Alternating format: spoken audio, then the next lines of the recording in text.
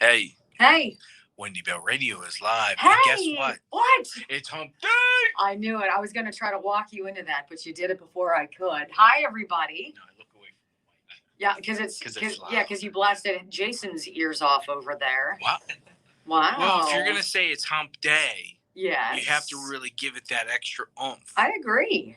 I'm waiting for my notification. I'll let you know. Should I hold my breath? Michigan, Indiana. Like my kids do in the tunnel. Why? You never held your breath in a tunnel? No. Oh gosh, you've had a very sheltered life. My goodness. Then they pretend that they actually made it I have through. my bat up for all you people asking where my bat was. I remembered the screws this morning. So. All right. Hi, everybody. Thank you, Janet. Do you like my bling? You sparkle. Just See? like when you sweat. It's glistening. Sparkle. It's glistening. No, you don't sweat. You sparkle. I do. I sparkle. Uh-huh. Mm-hmm. Mm-hmm. I'm fabulous. Wow. Once again, you're supposed to let other people. No. So Ryan's birthday dinner was good. It was good. What do you mean, but? Oh, God. I wasn't invited. Good morning, Diane from Gettysburg. It's great to see you. Hi, Dave. Hi, Donna. Doris. It's all the D's. Kind of like my big ego. Mm-hmm. I do have a hat today. It's just there you I go. don't feel like wearing it. Let's go, Brandon. Wisconsin. You know what? Am I the only person who takes great joy in how much so many people dislike that? It is so deliciously perfect because it's clean, but it's purposeful. I love watching the media go crazy about it. That's the best part. That's the best part. Oh, my heavens. It's great. It's great when you're on the high road and you're looking down lower and people are losing their collective shizzle and it's because of you. And you're like, a lot of people from outside our area, Michigan. Nice. Virginia, communist wealth of Virginia. Gotcha. Nice. I like this, guys. Thank you. Thank you. Minnesota. Hi. Hi, Bruce. What's up, cowboy? Nice to see you. Oklahoma. I believe that's where the wind comes sweeping down the plains. Is that right? Is that a song? It's from the musical Oklahoma. Yeah, well, it's been a while. Some of us remember things, and those of us who don't. Northern I'd be Michigan. in the don't. This is great, you guys. Maine. I love it. Love, love, love you guys. Thank you so much for being here. Yeah, Wayne. Isn't it funny that the media gets upset and it's the media who started it? Right. Oh, it's brilliant. It's anybody... it's your sister and my brother changing the rules as the game goes along. All right. These are your rules, but when I'm up at bat, they change. Yeah, it's like playing cards with my grandma. Yeah, it's she Calvin would ball. Literally change the rules. Yeah. Oh, no, that time it didn't work. Right. And you're like, wait a minute. You mean the rules of gin change from hand to hand? Yes. This is going to be impossible to learn. Wow, I just got a notification. Facebook is a couple minutes behind. Okay, we'll give you some slack. Let's see if we can get over 3,000 people watching live, South which we Carolina. know it is. Oh, hi, Bruce. I love saying your name here. Thank you so much. Hopefully you're out of Facebook jail. Apparently so. We had Jill and Bobby with an I. Iowa. Nice. Bay Area. Gavin finally spotted at a wedding. Of a oil tycoon. Missouri. Who he supports and his dad was the attorney for, but you can't have oil. Yeah. You're familiar with the Getty. But we'll make all the money. The Getty family. Yeah. Just slightly wealthy. Whatever. Hopefully it was a lovely wedding. Nancy Pelosi officiated, so how good could it be? Ugh. I wonder if her mouth clicks all the time, or is that dentures? That's not enough booze to loosen it up. Yeah, I don't know. Yeah, we're excited about Kat today, too, but, with every politician. We're rolling the dice on this. We're hoping. You're hoping. You never know if that phone is actually going to ring. Yeah, confirmation emails have been sent, but, Congresswoman Kat Cammack, I think she's, I've listened to her. I paid attention last night and this morning extensively to some of her most recent interviews and whatnot. This is the youngest woman in Congress. And her story's fantastic. She is so cool. Yes, she knows a thing or two about. My biggest question is, what's her response to the 13 that agreed to go along with this bill? That has been burning for me. That's the question I want to know is, you gave them the ability to look bipartisan. You gave the progressives a chance to save face. Even though we know what the story is. Because they were going to vote against it. We know what the drill is. Yeah. So either way, guys, it's great to have you along. Hello, Ohio. Hello, Georgia. Wow, we are all Texas. over today. You guys, this is awesome. Please remember to share so we can get and infiltrate more and more basements. We call the flood. What? Someone says I look fabulous too. You are fabulous. Wow. I really like your sweatshirt. Yes. I bought it online. Did you? Yeah. Here we go.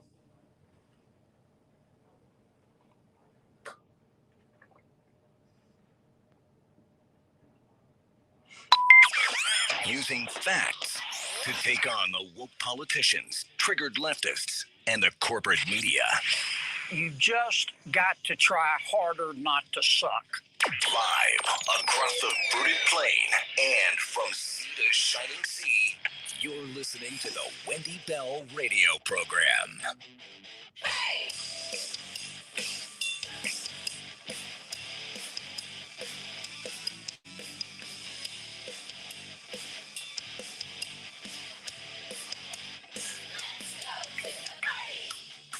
Hello, America, and welcome again for another fresh, brand new, data-driven, common sense broadcast. Yep, that means you're tuned in to Wendy Bell Radio. Thank you so much for being with us today. Before we even get started with our pledge, a very happy 246th birthday to the United States Marine Corps. To all of you out there, every single one of you who puts on the uniform and never knows what's going to happen day to day, but you stand unwavering to protect all of us here in this country and overseas. Thank you. God bless you. And my golly, do we appreciate you. I pledge allegiance to the flag of the United States of America and to the republic for which it stands, one nation, under God, indivisible, with liberty and justice for all. Amen. So much of what is on the agenda today, and yes, we are very excited in the 10 o'clock hour to have Congresswoman Cammack coming on. She is a very interesting young lady, youngest woman in Congress, so bright, a wealth of life experience in her young 33 years that has propelled her to a position where she is today. And we're going to be talking to her about what's going on in this very distorted society we live in, where up is down, right is left, in is out, and you're told every day, lies, lies, lies. I look over everything I have here, all of the papers scattered in front of me here on my desk. And every single one represents something that is ridiculous going on in this country today. Things that we should talk about, things you need to know about. But one of the ones that grabbed me the most happened at about 6:30 this morning. I'd gotten out of the shower. I was scrunching my fabulous curls.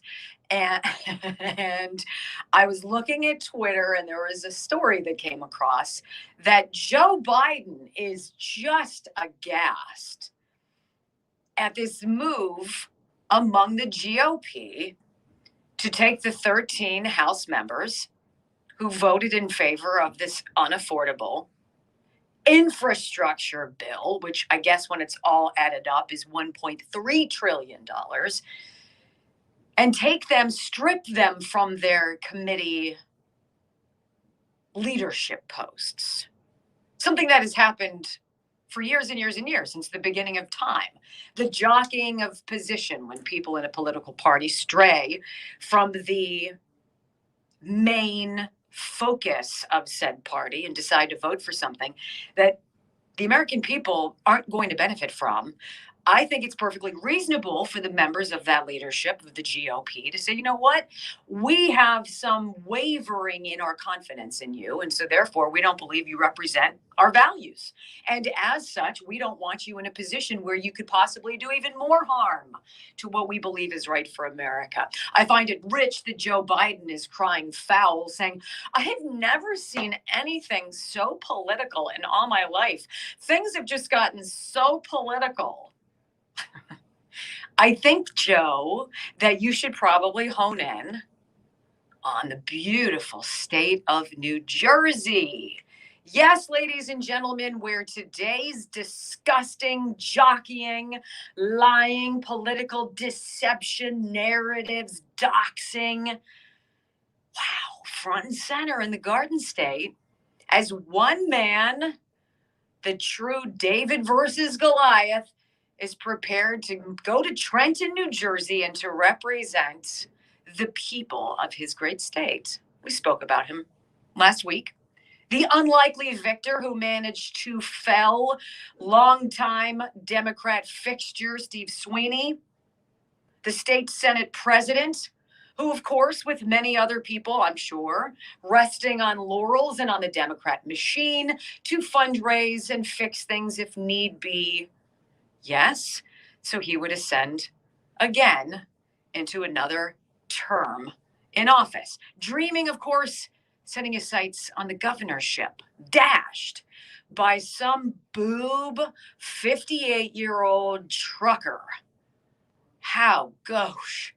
A guy who's been driving tractor trailers for 25 years decides to spend, I think, all told, $2,300 to get in the race, to knock on doors, to grab some friends and spend the time to meet with people and say, we deserve more in New Jersey. In fact, I deserve more, and I'm going to go fight for more. Well, all knives are out. Because, of course, much like Donald Trump's victory in 2016, which absolutely stunned the machine, New Jersey's political infrastructure completely shellacked by this unlikely win. What does it tell you? It tells you exactly what we've been talking about in Virginia with the governor's race there. They are so out of touch with the common people, with you and me, that they don't see, they don't hear, they don't listen as we tell them day after day after day, you're not getting it. So now, New Jersey Governor Phil Murphy, if you can believe that he actually won, is coming out and has to say some very despicable things about Edward Durr, who bested the Senate president, calling him dangerous, digging through social media posts from years gone by to find some things that Durr wrote that, granted, now looking back, he wishes he hadn't. As I think most people who've written anything on social media, looking back, would say, yeah, that probably doesn't really represent how I feel now. I've grown up. Wish I could erase that. But out has come the pitchfork for Edward Durr. Interesting that Phil Murphy believes he should just continue riding into the sunset of his governorship. But yet this particular race in which his buddy, Steve Sweeney, lost, well, you can't call that, even though the Associated Press has. You can't call that until every single vote is counted. Well, I have to tell you, and I want to read it to you because it really is so delicious in my mind. Some of the response, some people are saying Edward Durr is now approaching legend status because he has this beautiful way of saying exactly what the rest of us are thinking. It's not calculated. It's not prefabbed. It's from the heart, and it bubbles from his mouth, and it's true. Durr went a little bit off at Phil Murphy, calling him dangerous, basically saying, oh, ain't that rich? And he said this is according to the New Jersey Globe. He says Murphy's policies have made New Jersey the most moved out of state in the nation, closed 1/3 of our small businesses, and killed 10,000 nursing home residents, Durr said. The fact is, Phil Murphy is far more dangerous than I could ever be. Durr added that he intends to fight against Murphy to make New Jersey better. Nothing he has done, has made New Jersey fairer or stronger, he said. Unlike Murphy, I'm going to Trenton to help make New Jersey better for everyone in the state. Furthermore, he decided to take on the media, which I think is absolutely delicious. The media whose pitchforks and torches have been out, sharpened, and ready to rock and roll. He says, really? I'm one guy who did what you guys didn't think I could do because you weren't listening to us. Durr saying this, as if I would ever appear on a show with Anderson Cooper or Chris Cuomo. There's absolutely no way I will accept an invitation from CNN or MSNBC. They can go find another way to pull their ratings out of the toilet. So here we have it. A trucker, 58 years old, absolutely zero political experience, says, you know what? I'm going to roll the dice, and I guarantee you I'm going to make more of a difference than these clowns in our state capitol. So, Joe Biden, when you want to complain about everything being so political, what did you guys do with the Steele dossier now that the Durham report is coming out, the trickle of people, the indictment soon to come, right? The connections to Hillary Clinton, to the Democrat Party. Where were you in all of that, Joe, when we were dragged as a country through 2 years of garbage and Donald Trump was impeached for something that he never did? Meanwhile, you're extorting our ally, Egypt, withholding $130 million from them until they release 16 political prisoners with ties to the Muslim Brotherhood. Islamic extremism. Quid pro quo. See, Joe, it's not just good for you, okay? What is good for you has to be good for all. And if you want to play the political game, you've seen the pushback.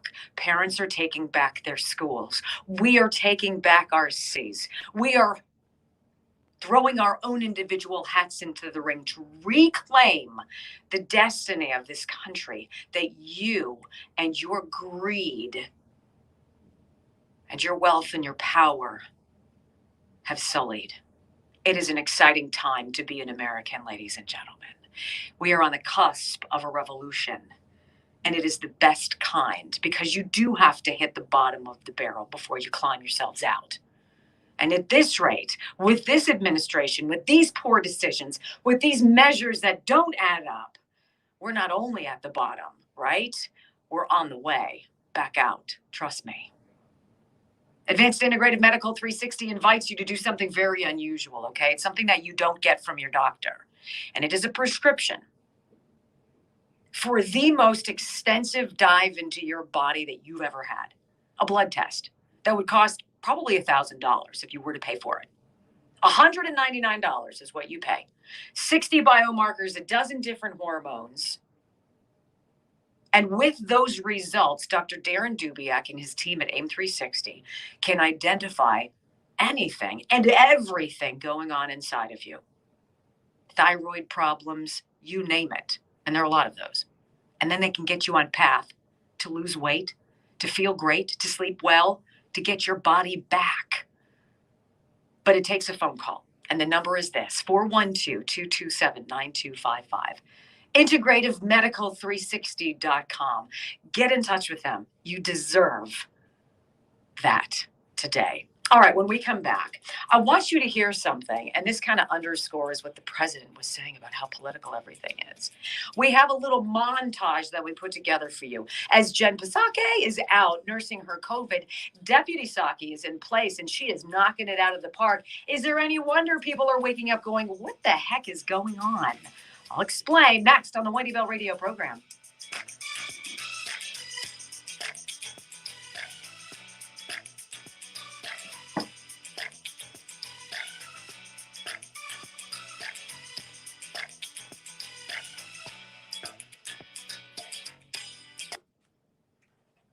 I got to try to get Edward Durr on the show. So, two things. The app is not freezing. So if it's freezing on you, it's Facebook messing with your feed. And that's not a shameless plug or anything. That's just for the people who are saying that. And Christina, two things. I'm not a woman, so I don't know where Wendy got her necklace. And I also did not buy it for her. As much as you don't buy me jewelry. Let's just say that. Yes, not t-shirts, his job. T-shirts, beer glasses. That's the extent of it. Her jewelry's on Joe. I don't like jewelry, so I don't get jewelry. What are you wearing now? Costume something or other. Costume what? Jewelry. A necklace. Yeah. It used to drive the TV consultants crazy because it would go bananas on the camera. Well, and I'd wear it when they were coming, and they're like, "Don't wear that." And I'm like, "I like it." It would drive me crazy right now with your earbuds. Oh, wrapped around it? Yeah, it would. Oh my goodness. Really? I'd probably end up being strangled. Maybe I should make it a a guy choker. who wears a T-shirt that has a neck on it, and he's over here going. Yes. I hate it. I even hate this today. Not a fan. I like the shirt. I just don't like the. I'm going to make it even higher to make Jason feel like he's going to sweat and hyperventilate. How about that? I love Edward Durr. Can we track him down? Can we do that? We'll try. Oh, I'll try and I'll succeed. Wow. Did that seem vicious? It seemed like. A little violent? No, just truthful. We need to get Teddy Daniels on. Oh, I can do that. When do we want him? I don't know. Well, that's. How about Friday? I'll see if I can hook him up on Friday. Okay. Yeah, he's another one of these. He's a Mike Collins. He's Right. another one of these people who, I'm a hardworking dude. I served in the military. I know what it's like. And it's his commercials are great. Oh, outstanding. You know what? And here's the funny thing. We even talked about Edward Durr's commercial, which was shot on a cell phone. Right. He shot it on an iPhone. It was awful. And it was fantastic because it cut through all the bells and whistles of what you really need, which is somebody you can believe in. Hey, man, he's got my vote. Until you lie to me, I'm on your side. Here we go.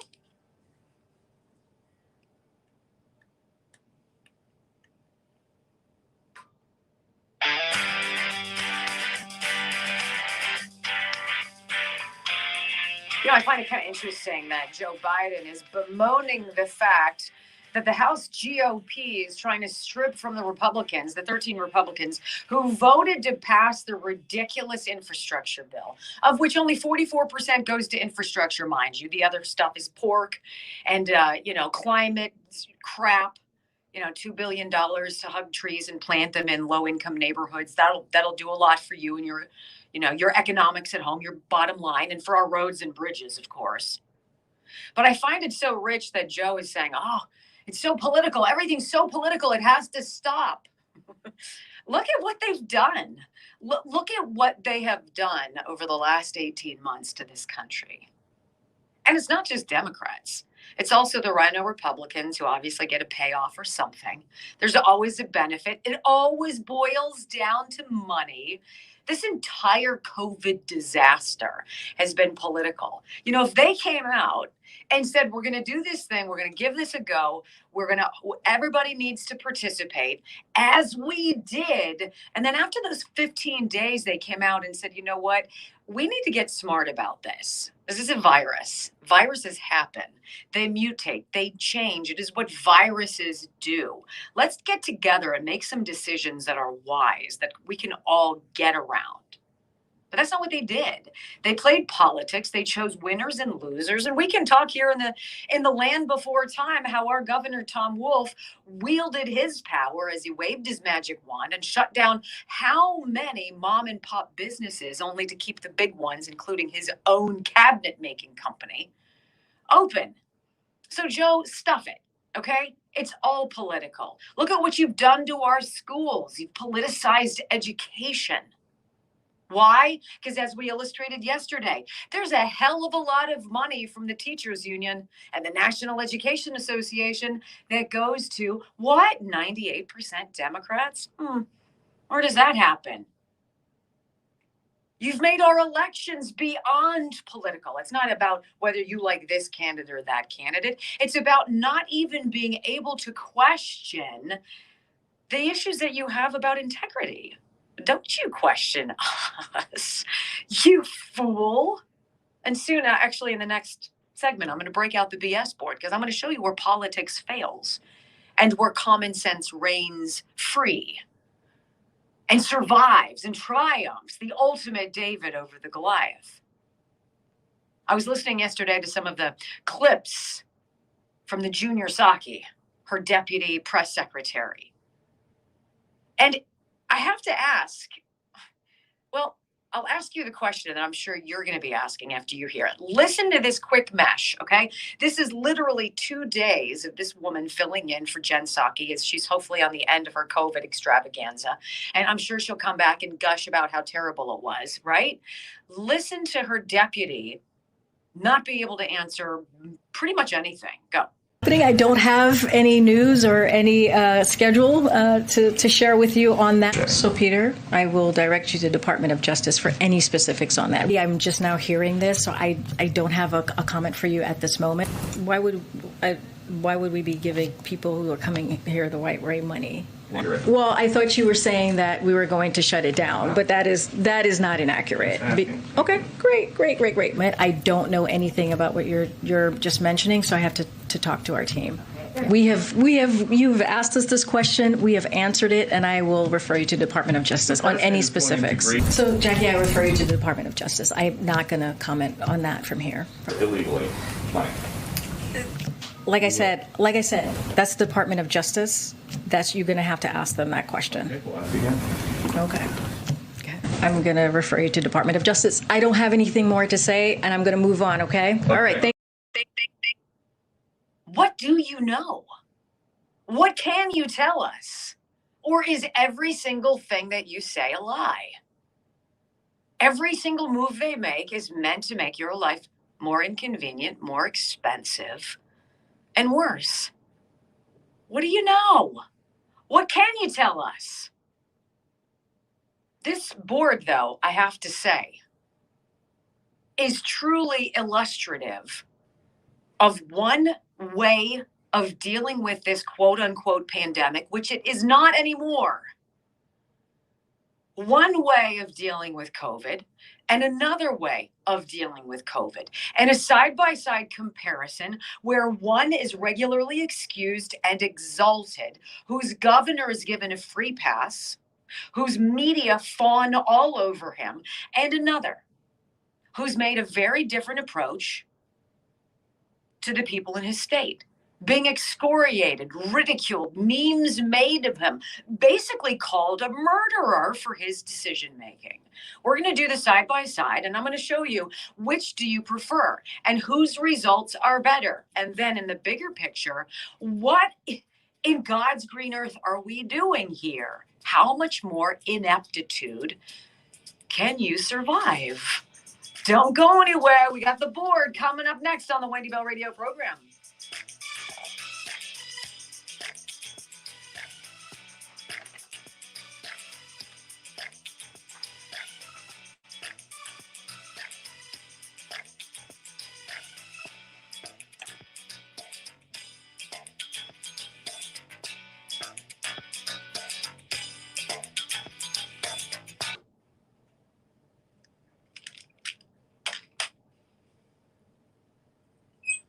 Do you want me to make you happy? Oh my. Okay. Or a go? Nice. She sent me an email back. Thank you very much. That's always my strategy is first thing in the morning, just because it's on the top of their email. Yeah, she says she's going to be going in between. I just like the people that get back to you. I mean, good or bad. Yeah. Like, we've had this If you're not available, conversation you're not available. I'm cool. multiple times. Integrity. Mm-hmm.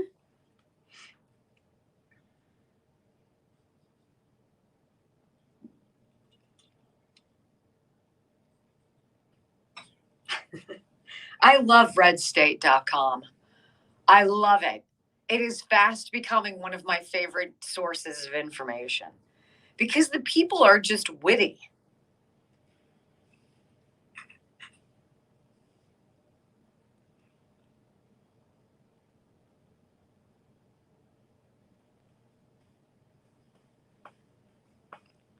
I think we're becoming huge in Canada. Why? A lot of people from Canada. That's awesome. Then you guys are going to love more of our friend Wayne Peters, hopefully.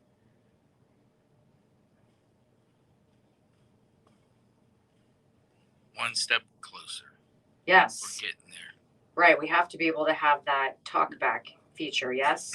Chat. Yep. We're getting there. On it.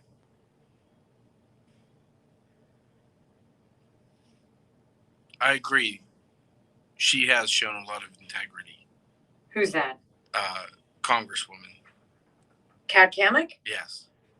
I just think that she's educated, and I think that she actually reads stuff. Well, I think like a lot of things, and what's happening with the truckers and running for office, and what's happening for the average businessman. It's not the college degree anymore. It's not the law degree. It's the people who have life experience. Yeah, I say, agree. Hey, I'm throwing my hat in. I got screwed because people. I mean, tell them the story about her. Kat Cammack.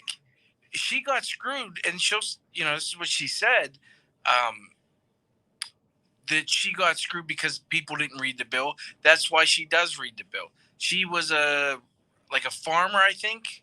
Like her family owned a farm, and because of Obama era Republicans and Democrats, and both of them who don't read the bill, they lost their farm because they changed banking and the way you could get mortgages on your property, that they lost their home because of it. So she gets the reading of the bills and why it's important, because they stuff so much pork in here of stuff that you and I don't need, don't want, that's not in the best interest of how we live our life.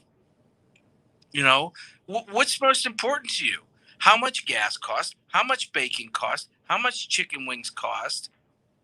How much heat in your home's going to cost? Like I said, I normally don't wonder how much my bill is going to be. I just say, well, it's the bill and I got to pay it. But now you sit there and go, how much is this going to cost me? How much am I going to have at the end of the month? And when you get these bills, you set finances in your house. I know I do. I know how much my car payment's going to be every month. I know how much my insurance is going to be every month. I know what the mortgage is going to be, the phone bill, all these things that you can allot for, and then the government goes, oh, wait a second, your rates are going to go up 30%. Well, 30% is a lot of money. And usually what happens, that when the government raises the rates on that 30%, where's it come from? Retirement.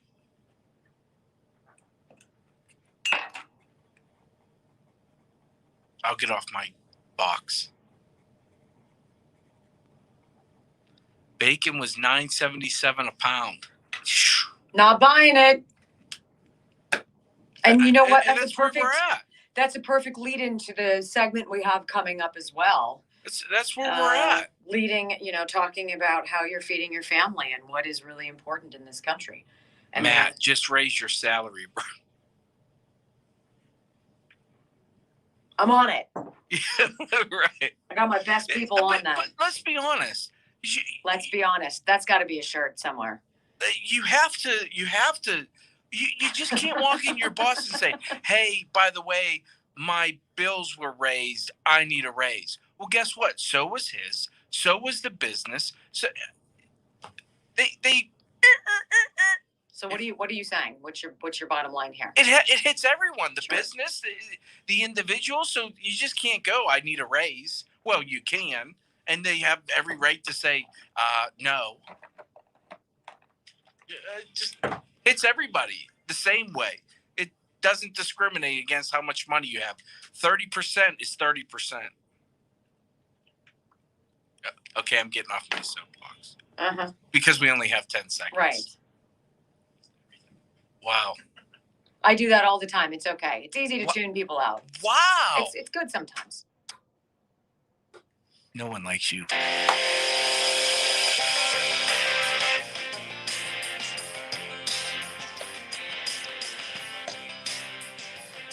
Welcome back, everybody. You are tuned into the Wendy Bell radio program. Before I bring out the BS board today and debunk some of the popular narrative that the left is salivating over today, can we talk a minute about the ridiculous hypocrisy on the left, particularly in the media, regarding Lieutenant Governor in Virginia, Winsome Sears? Can we talk about this just for a minute? How absolutely preposterously ridiculous this is? You know, the more I read about how this administration is falling over itself to give preferential treatment to illegal immigrants, people, by the way, Hispanics who live in this country are not down with. People who've come here, who've done it the right way, who've started their families here. Some of the hardest working people I ever had the pleasure of working next to when I lived in Southern California. They're not down with what we're seeing at the border. And you can see it in poll numbers for the Democrats. They are losing that stranglehold on not just Hispanic votes, but also Black voters. For too long, these people have been put into a bucket and treated as a commodity. Empty promises, promises broken, life not improved. How many times can you do the same thing again and again and again before you wake up and say, as Donald Trump said in 2016 to the Black voters, what do you have to lose? And what did they have to gain? The lowest unemployment in American history? More home ownership? Donations to historically Black colleges and universities? A commitment from that president? No, but he was racist, right? Just is. Anybody on the left who calls Winsome Sears or Larry Elder, the gubernatorial candidate in California, the Republican, the Black faces of white supremacy because they have the audacity to not walk lockstep with the Democratic Party. Forget your freedom to choose where you fall on the political spectrum. Hey, Joe Biden, this is your doing, brother. Don't be mystified when House GOP folks don't want Republicans who voted for your terrible policies to be in charge of committees. They want them stripped of those assignments. That's the way of politics. That's the way it goes. And you know this. You've been there for 40 years, for crying out loud. But this chorus of voices that's really more like a choir. And they want traction by saying what they say about a United States Marine who also happens to be the first Black and female lieutenant governor of the Commonwealth of Virginia. Rather than celebrating her, rather than plastering her all over their newspapers or their magazines, what do? Knives are out. She is not just the Black face of white supremacy, she's the Black mouth of it. Have you ever heard anything more racist? It's akin to the white woman wearing a gorilla mask who egged Larry Elder. How do you get away with this? Because you're despicable. And the end game is everybody, clone troopers on, chip activated, walking lockstep. Don't think for yourself. We've got this. But what do you see going on? All across the country, people taking off that armor and saying, you know what, this really doesn't feel very comfortable. I'm not so sure I signed up for this. Interesting, we've been talking about Gavin Newsom, AWOL for several days, since October 27th, when he reportedly got his Moderna booster shot after getting his J&J shot in April. Oops. Only to find out months later that there is an uptick in adverse events. That's what long-term medical studies provide us, ladies and gentlemen. When you look at something over 7 or 10 years, then you can begin to connect some dots. We're not going to do that. We just got to plunge it in as many people as possible. I had reported yesterday, some media outlet reporting, Gavin Newsom may have an adverse event called Guillain-Barré syndrome. Apparently he was out briefly yesterday, tweeted that he decided instead of going to that global whatever where all of the, climate, oh my God, we're killing the planet, and then flew over on their jets. He said he had to go, he decided to go trick-or-treating with his kids instead. That sounds like a great cover. Not sure I'm down with that. But I'm interested in this today as we see the effects of a Gavin Newsom governorship on the state of California versus a Ron DeSantis governorship over the state of Florida. And this is why you need the BS board. Time to cut the crap, because Wendy's breaking out the Ireland Contracting BS board. We've been looking for several weeks now, monitoring what's been going on in Florida. Remember, Florida was ground zero over the summer as the Delta variant surged. Well, it's a virus.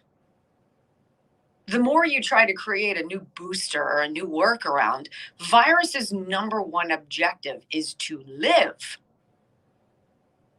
So it mutates to avoid whatever you try to plunge into the body of somebody. We know this. This isn't like, deep biology. This is what it is. So you have California, where some of my favorite people live, my family, under some of the most restrictive measures. And it's interesting when I talk to them. Because in the beginning of this, it was, we've got to do what we've got to do. It's important that we do what we've got to do so everybody stays safe. Now, I've got parents who would fall into the category of elderly.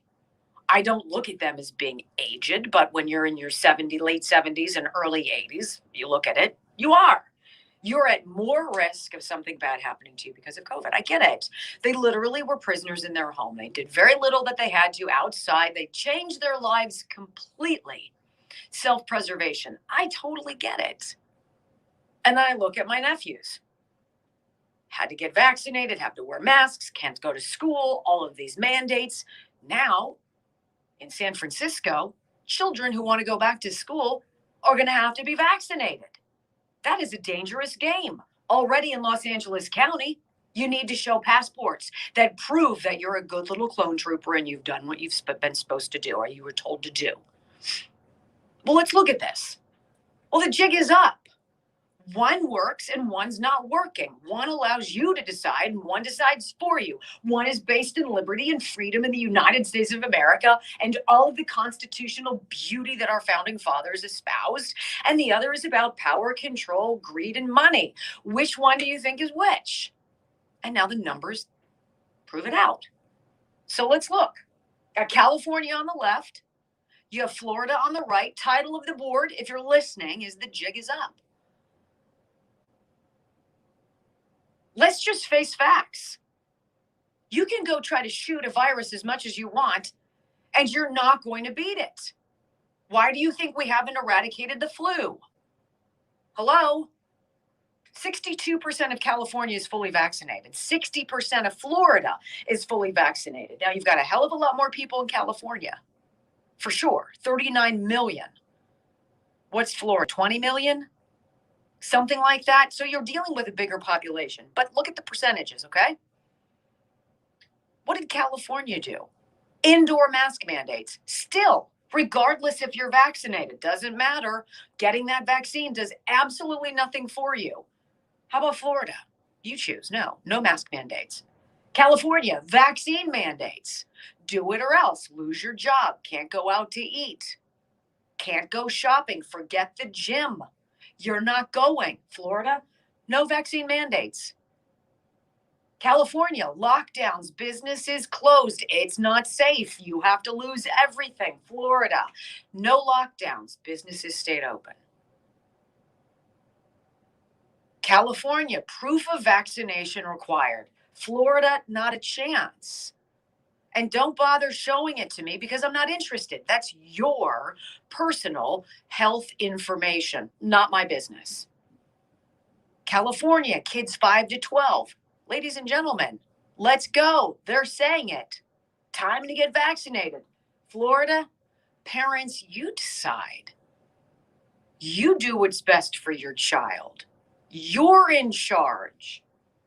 California, mandatory obeyance. And in Florida, of course, individual self-determinism.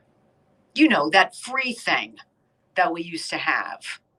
So let's look at this now. 7-day case average. This was as of the 8th, so it's 2 days old.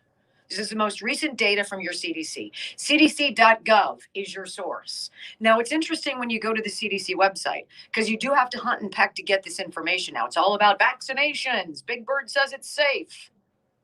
Preposterous. In Florida, or in California, the 7-day case average, so the number of people average over those 7 days, 6,334 have tested positive for COVID. With all these restrictions, with all these mandates, with all these requirements, with every edict, 6,334. Florida, open, free, you decide. 1,531. The lowest in the country. You know, that rogue governor who was so ruthless and just like, whatever, we don't care.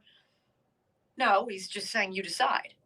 How about deaths? 7-day case average. Deaths in California, 63 people. Florida, 2. So what do you have over here? Among the highest case and death rate in California, on the right, you have the lowest case and death rate. Even despite all of these things that Ron DeSantis has chosen, which one seems to be working? So you choose. Do you want fear, restrictions? We know what's best, threats, or self-determinism? No sweeping mandates, individual rights, freedom. Bottom line, do us a favor, Biden, Fauci, Walensky, Woodcock, media, big tech, big pharma, blowhards who have to talk about this as though they know. Look at your own data. Stop the farce. Stop the farce. Your days of controlling the United States are over. They are over.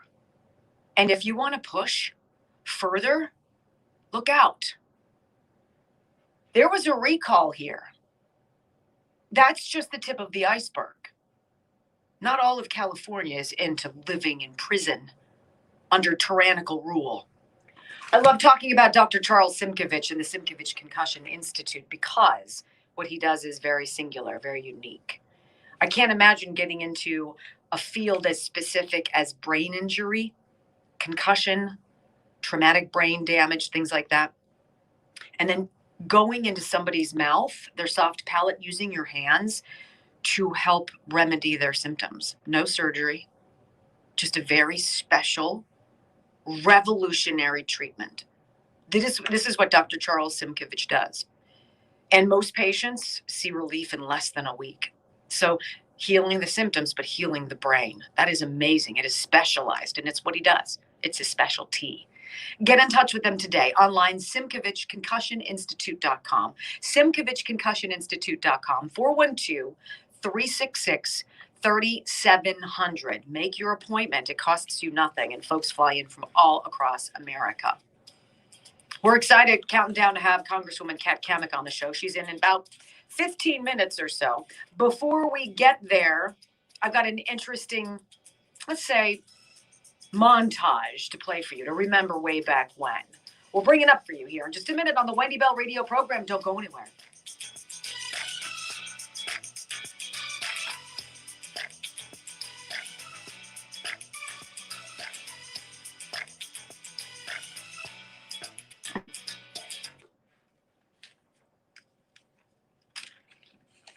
Do you think that the prices and the inflation, with them calling out saying it's a good thing now, you know how the mainstream's trying to sell that malarkey? Oh, feels wonderful. Do you think this is all to promote raising the minimum wage?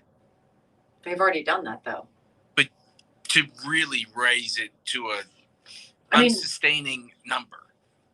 I think that just knowing what I know about the small business owners I know, if they're not paying $15 an hour already, they're not getting anybody. I don't know. I don't think that's, I don't think that you need government to impose that. No. You know, because the market will reflect the demand and the Correct. need. I agree. I agree with that. You know, it's the whole thing, though, like, we're going to force you. They're making money out of nothing. Right. Wow. I was up at 3:30. So was I. Why were you up at 3:30? Okay. Couldn't sleep. What do your thumbs look like? Have you been picking at your thumbs? No. You can always tell if he's edgy because his fingers look like they went through a meat grinder. Let me see. Show me. Oh, wow. Not the thumbs. Uh-huh. Right. Thanks for airing my dirty for calling laundry. it out? Yeah. There's nothing appreciate that. sacred here. I believe in full transparency. Right, when it comes to me. Right. I'm pretty transparent. I told you about how I got picked up by the fuzz. When you were 15. I was 16. Whatever. I should have known better. You're still bad green pants. Ah, yes. They were ugly too. But how upset do you get when I bring up that I wasn't invited or I paid the bill? Mm-hmm. Can you please prepare the Pfizer mashup for us? No. Aw. I'm filing my nails right now. They're driving me bananas. So gross. It's really not gross. It really is. It's just because when she bone started cells. this and I told her our desks were right next to each other, And then it I'd be like, dripped could over. you really not do that to me? She's like, right at me. It was so gross. It's like when so you gross. belch and you wink at me. I'm like, ugh. He goes, eh. Oh. And you've never done that. I don't know what you're talking about. Fake. What's this full transparency? That is garbage. Yeah, I here we don't go. do that. Fake news, Pasaki.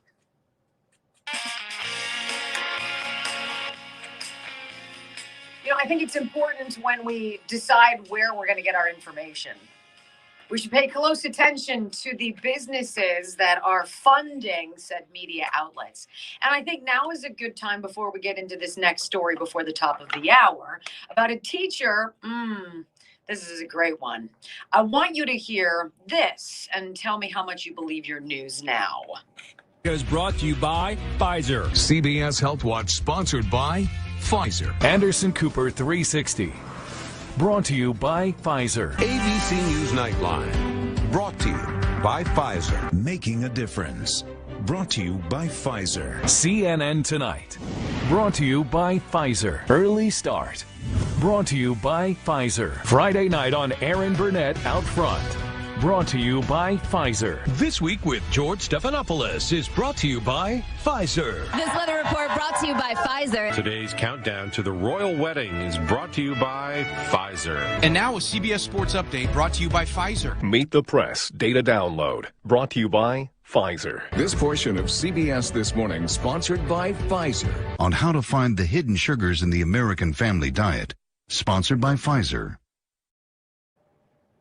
The royal wedding one is the one that makes me giggle. It's the music. Yeah. It's the music that just makes The it. royal wedding is sponsored by Pfizer. You're like, this is so wrong on so many levels.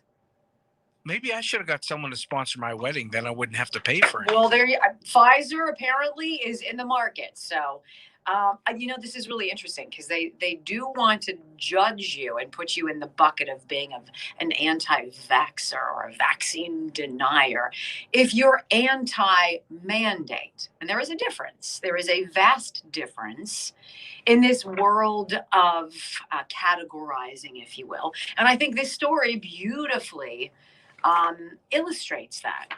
Teacher placed on unpaid leave for defying mandate, who was actually vaccinated all along.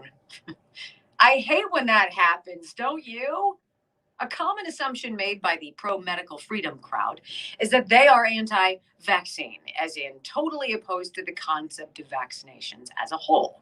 While there are plenty of people out there who have their doubts about vaccines, and most certainly the COVID-19 vaccine, the truth is that medical freedom is not about what anybody else does to his or her body. Medical freedom is about just that, freedom.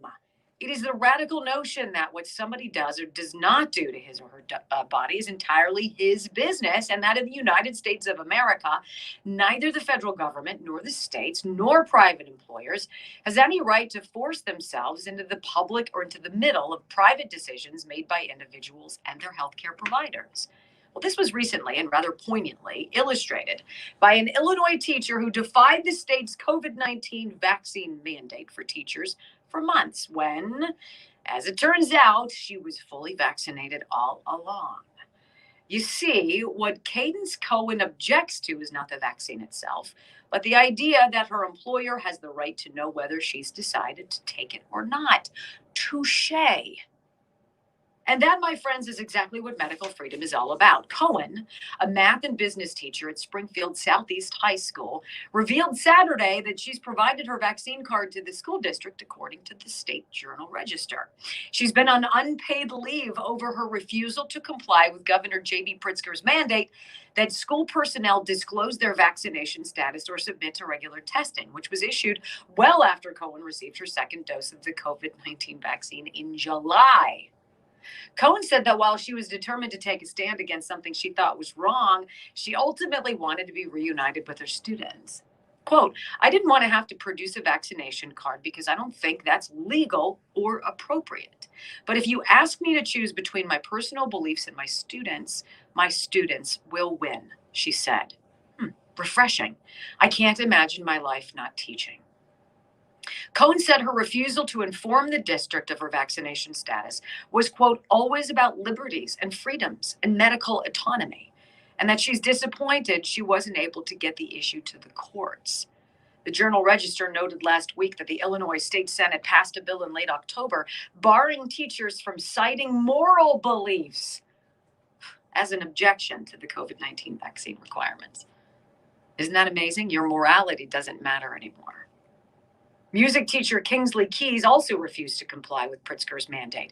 He said in a statement that, quote, this forced compliance as a condition of employment stands in stark contrast to the very impetus for informed consent and legislated medical autonomy. Rights replete throughout federal and state statute, legislated to counter overreach.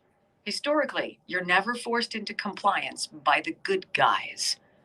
My overarching reason to not test is the popular adage. If you leave your children a world where you never stood up, they'll inherit a world where they can't. These are the Davids of the world, my friends. In that one moment, the one person whose ripple effect reached far greater places than he or she could have imagined. It is about that founding principle. It is about freedom. And how scary that Joe Biden barked into the camera and said, this isn't about freedom. Wrong. It is all about freedom. It's all it's about, Joe. We're going to talk more about that with Florida Congresswoman Kat Cammack coming up right after this. Don't go anywhere. You're listening to the Wendy Bell Radio Network.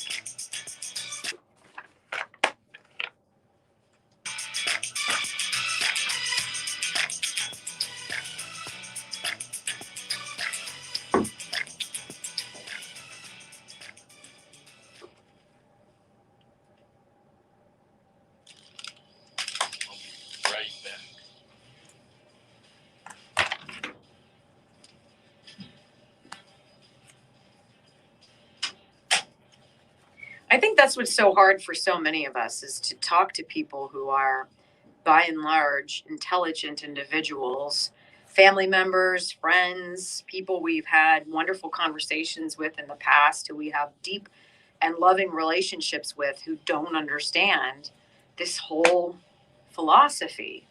You know, it has so much more to do with the overarching principle then it has to do with what's in that syringe, which I want nothing to do with right now. That's my decision. It's the overarching principle that so many people are willing to give up when you shouldn't. If we lie down for this, they'll walk on us for anything. I mean, that is how fundamental change in government happens. That is where capitalism turns into socialism or communism. It's little steps. It doesn't happen one day. It's not something that you all of a sudden wake up in the morning and you're like, well, Shazam, everything's changed. It's small incremental theft of your liberty. Simple as that. Look, I'm not some like crazy pioneer here. I just believe in what this country was founded on, what this means behind me. And that's what they're trying to take away from us.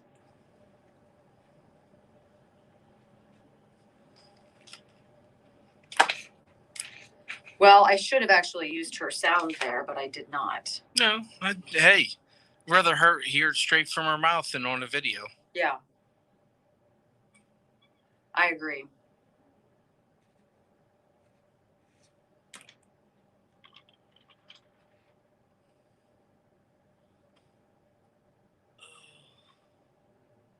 That first hour went fast.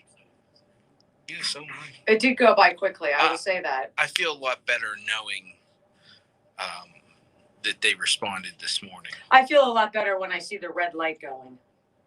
Yeah, well, I mean, they know that there's news from 10. No, I think the thing that's always difficult in this business is that you have to have contingencies, and the contingency is not you; it's me. Right. So I have to come up with, you know. But we have more than enough content.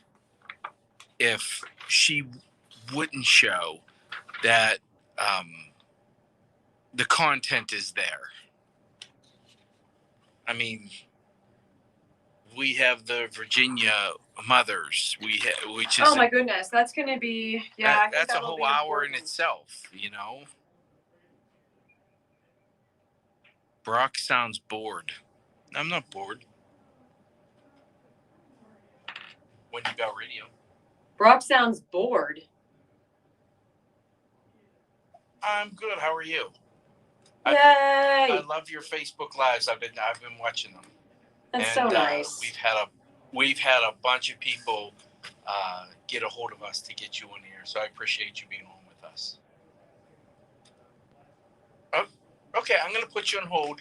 We got a couple minutes till we're out. Do you want to tell her briefly about me so she knows who she's talking to? No. You don't think her people did a dive? No. No. Really? Absolutely not. I would. Why? I do a dive on people that are talking to you. I'm fabulous. Is that why? Do you think she knows that? You should have just come out and said that. Wendy, I did a dive on you before I took a job to work with you. You're not everybody else.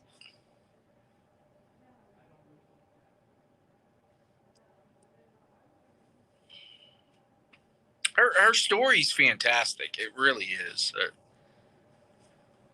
You know, and it's just, I think it seems like it's genuine, which you don't normally get from a politician. It is, right? Right. You don't normally get that from, like, her reason why she reads all the bills is maybe it's most of us who just read headlines. That's why, I mean, look what it takes for somebody to say, no, I make sure I read all the bills. I was hosed, you know, and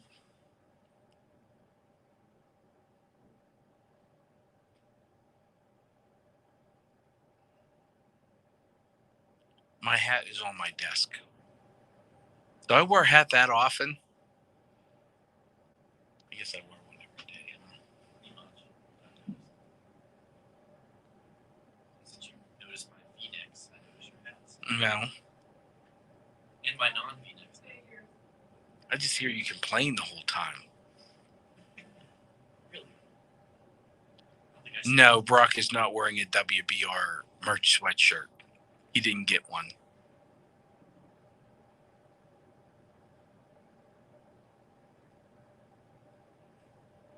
I thought that would be like the employee bonus, or, you know, how employee uniform. No.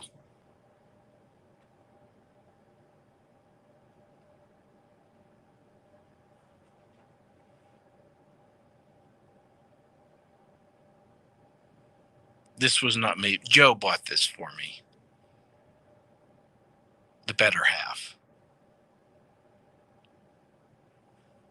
Brock does read most comments, Puff the Magic Dragon. He tries at least. Look, I'm talking in third person. I hate that. I know you do. Joe does that all the time to drive me crazy. I know you Joe do. doesn't like this. And I'm like, oh my God. Brock's tired of your... Joe's not a fan of breakfast foods. What's like under Brock's pancakes. Flag? That was a bat that was made for me from a listener. I just remembered the screws and finally was able to put it onto the wall where it would hang up. Nice job getting her, by the way. Well done. Oh. I mean, it's what a producer should do, but... I'm just a producer. Shut up, Jason.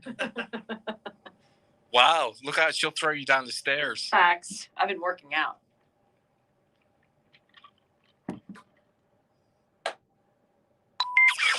Using facts to take on the woke politicians, triggered leftists, and the corporate media. You just got to try harder not to suck. Live across the fruited plain and from sea to shining sea, you're listening to the Wendy Bell radio program.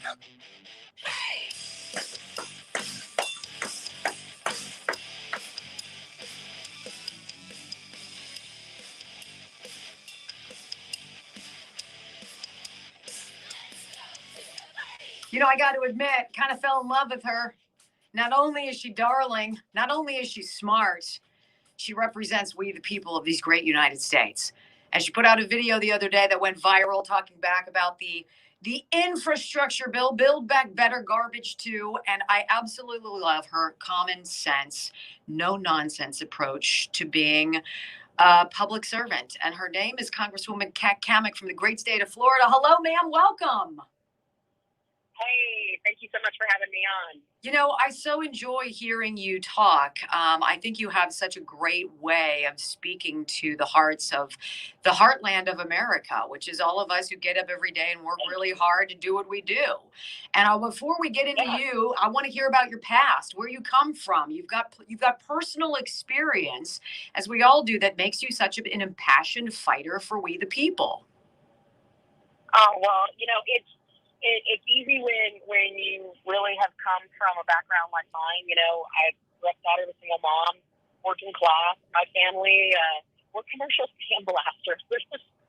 Awesome. So not exactly the sexiest industry of all time, but, you know, grew up on a small cattle ranch, and, you know, I was a 4-H kid, raised chickens, showed chickens, rodeo, barrel race, and, you know, I had a whole life plan, first in my family to go to college, and that plan got changed when Obama, through his signature housing initiative, ended up incentivizing banks all across America to foreclose on people's homes. And so my family and I, we were homeless for several months, and we lost everything. And it was awful, horrible circumstances. And, you know, I don't think my family's ever really truly recovered, and I don't think they ever necessarily really will. When you work your whole life, you know, for everything that you have, and then for a big government program to come in and take everything from you, it's just devastating.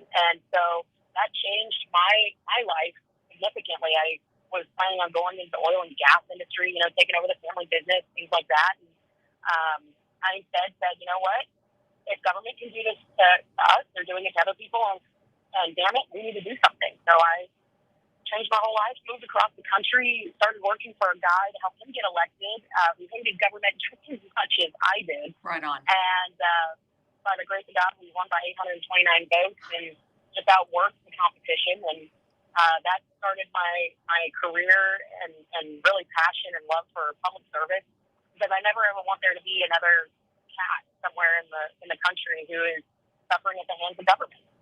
You know, one of the things I think I liked most about you is your saying, I've read the bill. You know, my producer Brock and I, who you just spoke with, when the CARES Act came out, we asked our local congressman, can we get a copy of the bill? And he sent over the GOP talking points. And I said, oh, I don't want the talking points. I want the bill. And he's like, you want the whole thing? I want the whole thing.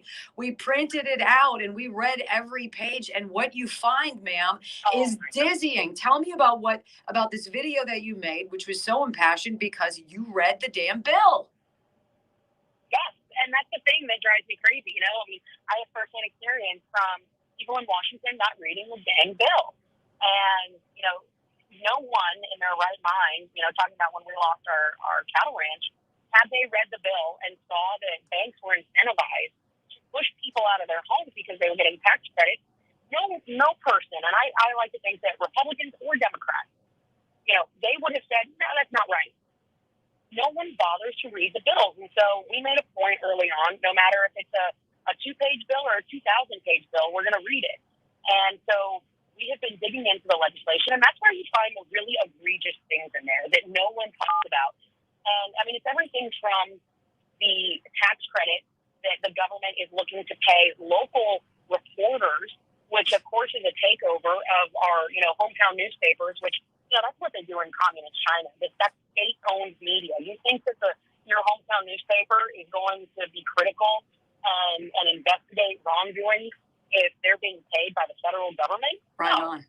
I mean, that's just one example. And this bill, just the very top of it, the price tag, it's more than the GDP of Mexico and Canada combined. And that's just what we know that has actually been gone through and scored. Keep in mind, this whole thing hasn't been scored. You have everything from attacks on agriculture and really killing of the family farms to, you know, the assault on our energy industry. And it's just a massive government takeover that provides taxpayer funding for abortion. It basically is the transformational bill that Biden, Pelosi, Schumer, and Bernie have worked their entire careers for. And that is what we need to be mindful of. That this is not something that is going to be a one-time $4 trillion. This is trillions of dollars. In one of the early versions of the bill, because they keep changing it in the dead of the night, you know, last week at midnight, they put a new bill forward. It had all kinds of new stuff in there for the Rules Committee. And what's crazy is they're talking about, we don't want anyone to read it. They made it so through the procedural process that you can't even request to have the bill read on the House floor. How can anyone in their right mind pass a bill that they do not know exactly what is in it? But more egregious than that, they're actively seeking to find ways to make sure that the American people and their representatives can't hear it firsthand on the House floor before voting on it. And yet, it's beyond. And my program is specifically designed to dig into all of this BS that we have to fight against. Because there aren't enough of you, Kat. And think about the 13 House Republicans who voted in favor for that. What did they get out of it? Does somebody like a Pelosi cajole and convince, bribe, buy? How does that happen? Because you can't say in the darkness of night, you haven't had a chance to read it, that this is what's good for the American people unless somebody's gotten to you. You know, it's really frustrating because, you know, and this is a two-part issue. So you have the infrastructure bill, which was, you know, $1.2 trillion. And then you have this reconciliation bill, which is the really dangerous one that's coming next week, that because of people like you and your listeners, you guys are the ones that have been watching our videos and helping call representatives all around the country. Those calls make a huge difference because when people call up and say, I know that this bill is bad for me, my family, our community, and I want you to vote against it, when those numbers start multiplying, it makes a difference. And because of that, you guys have been able to deny Nancy Pelosi votes. And let me tell you something. That woman has 34 years in Congress, you know, 2 more than I've been alive. And she rules with an iron fist. And she never brings anything to the floor that she's sure can pass. And so the fact that the American people have stood up and pushed back and said, absolutely not, we do not want this, that's a huge win in itself. But now the real test comes next week. So Last week we saw at 1:30 in the morning the passage of this infrastructure bill, which is not actually infrastructure. Let's just be honest. Only 6% of it actually goes to roads and bridges and broadband and ports and airports, things that normal everyday Americans like us believe are infrastructure. It's really just a hot, flaming pile of garbage for the Green New Deal to get established, which is virtually impossible to take off the books. And that's what we're going to be faced with coming up. But, next week is really the scary reconciliation bill, the Build Back Better. I call it Build Back Broke because it bankrupts our country. There's just no way to pay right for on. it. And the White House says, it costs nothing. If you believe that this bill costs nothing, I've got some oceanfront property in Tennessee that I could sell you because I think it's absolutely ridiculous that people are buying this nonsense. They need to be holding this administration accountable, and you can do so by calling your representative. They listen, and I'm telling you, it makes a difference. I was really struck by the cattle taxes that you had mentioned. Can you tell our listeners, Congresswoman, about that? Because I have 5 sons, my dear, and the meat that we go through, the milk we go through, the cheese, right? I mean, if I had known, I would have been a farmer. So, tell everybody what we're in for. So, that's just another scary thing that, we have seen this type of legislation before. We remember in Obamacare where they make these promises of, you like your doctor, you can keep them. Well, we know that wasn't true. They say things like Nancy Pelosi does of we have to pass it to see what's in it. We know through Dodd-Frank, which, to this day, we're still dealing with the fallout from that. There was a lot of TBDs in there. That's the way that these folks run these bills. And with regard to the methane emissions, you look at what they were trying to do. This is the Green New Deal plan. They want to curb methane emissions. So they want to target those industries, and they say, we're going after energy, right? Well, currently, at the levels that the Biden administration wants to cut methane emissions by, you couldn't possibly make it up under the current traditional energy industry. And when you look at agriculture is actually the #1 emitter. But it's a circular cycle. So we did a little bit of math in the House Budget Committee. Their team got to work on it, and they said, all right, well, how would this work out? Because clearly they're not saying that they want to go after agriculture. They want to go after methane, but the only way they can actually meet their end goal is if they go after agriculture. Mm-hmm. So the House Budget Committee, they broke it down, and when you look at the number of dairy cattle that we have in America, which is about 30 to 35 million, and then you've got beef cattle, which is about 90 to 95 million beef cattle in America today, that comes out to about $6,500 per dairy cow or $4,500 per beef cow. People are saying, well, wait, I can't find that in the text. Well, let me tell you, we know that they cannot make up their emissions goals through traditional energy. When you look at, and I'm actually in Florida right now and headed to an agriculture operation right now, when you look at our dairy farms here in Florida, one of my very own in my backyard, they have what is called a digester. And that digester produces energy, and then they sell that energy back to the grid on top of covering all of their electrical costs.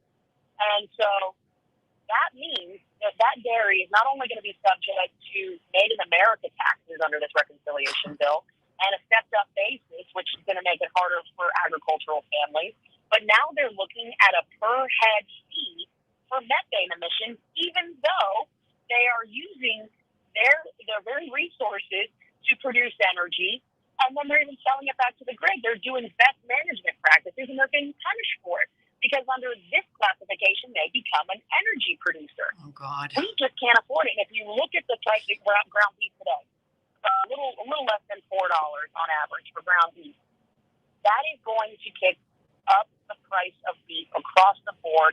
And you can say, hey, if we want hamburgers tonight, you're looking upwards of $20 for ground beef alone. That doesn't include your dairy products, of course, everything that goes with it. But it baffles me that people think that they can trust a bureaucrat in a basement to say, oh, no, we're not actually going after agriculture, when in fact we saw, and this is an important part, and I'm sorry to get in the weeds with you on this, but it's really important because the process matters. When there was an opportunity for Nancy Pelosi and all the Democrats to say, no, we're not going after agriculture, they shot it down. Republicans put forward and said, if you're seriously not going to attack agriculture, let's put it down on paper. Let's She said no. exempt agriculture from these ridiculous methane emissions. Rejected. And the Democrats said no. They rejected it. You know, I think what you bring up here, you know, it matters to everyday America. We are lied to. This is Make America Last administration. And I would hope, Congresswoman, we would love to have you back if we can get in touch with you again. I love what you say. I love your hard work, and I appreciate what you do. As a hardworking mom to a hardworking Congresswoman, thank you for your fight. Thank you for your voice, and thank you for your time today, Congresswoman Cammack. Thank you so much. Thank you so much. Have a great week, and let's keep fighting. Amen, sister. I got your 6 on that one. Thank you. Thank you. It's a good voice. It's a good friend to have, folks, a fighter. You know, this reminds me to tell you about my friend, Tom Yakupin. He's a fighter, too. He wants you to have the best rates on your health, your life insurance, your medical insurance. And he knows how to save you 25 to 50%, even more on your deductibles, your co-pays, your premiums that you pay. He represents the New Era Health brand of life insurance and health insurance. Please, if you need an expert in your corner, and we all do, Tom is a patriot. He is honest, and he's really dang good at what he does. I got a number for you to call. It's 724-230-4500. You can check out his nationwide PPO network by going to newerahealthplans.com. We're going to step aside. Quick break. More on the Wendy Bell Radio program right after this.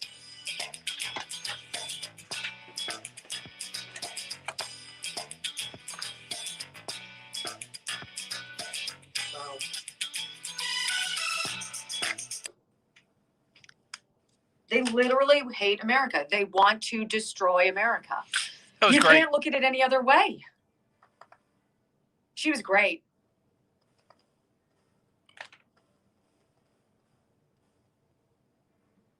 Yeah, I would highly recommend following her on Facebook because she does read the bill and then she lays it out in common sense terms too, like saying, "Hey, this is how much it's going to cost you. This is what." This like is she the says, dollars "I and hate cents getting of in what's the-" coming. When she says, "I hate getting in the weeds," but that's the problem. That's where all the crap lives, is in the weeds. You don't need the see- weeds.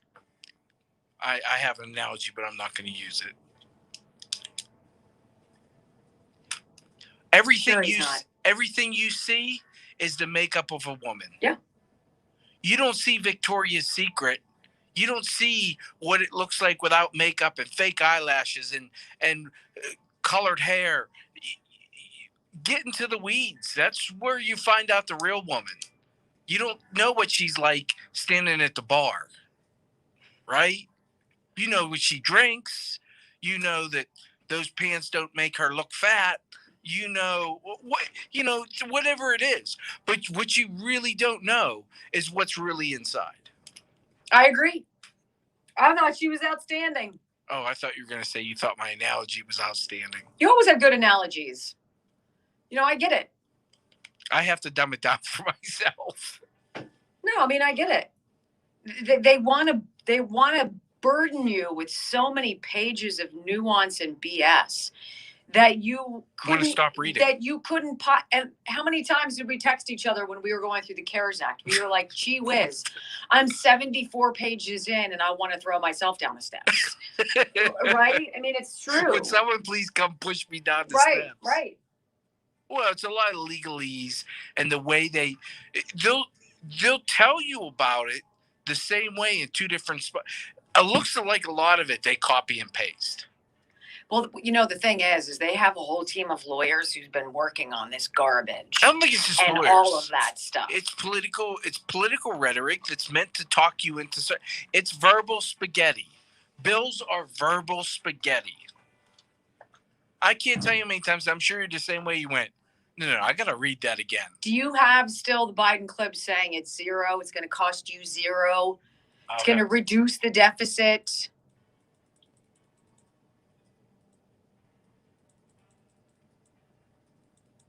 I think you might leave it. I doubt it. Okay, well, let me get back in.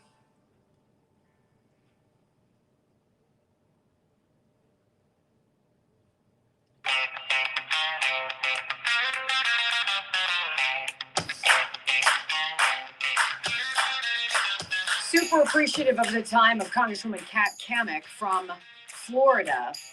32 years old, married to a firefighter. Family history. Obvious.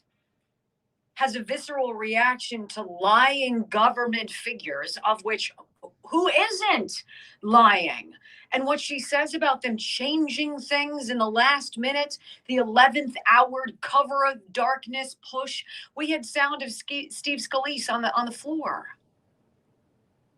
saying, look at what you're trying to do. There's no way we can read 2,702 freaking pages. And it's done on purpose. It's done to be disingenuous. It's done to be deceptive. And then these people have the audacity to come out and lie to you, to your face, that it's not going to cost anything. Let's harken back. What was this, 2 weeks ago?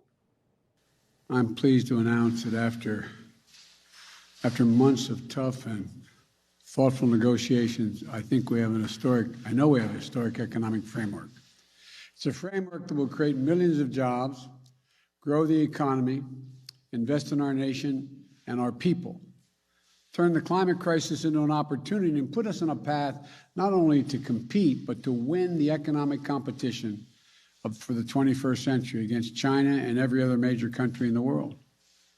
It's fiscally responsible. It's fully paid for. Oh, my. It's not about a dollar amount. The dollar amount, as the president said, is zero. This bill will be paid for. It's about what are the values that we share and how we prioritize them. And that is the place that we will go. Lies, lies, lies. Pack your bags, liars. Pack your bags, 13 Republicans. Don Bacon from Nebraska, Brian Fitzpatrick, who's been an epic failure here in Pennsylvania, Andrew Garbarino from New York, Anthony Gonzalez, Ohio, John Katko, New York, Adam Kinzinger, Illinois. Thank God you're going away. Nicole Maliotakis, she's blithering in New York. David McKinley, West Virginia.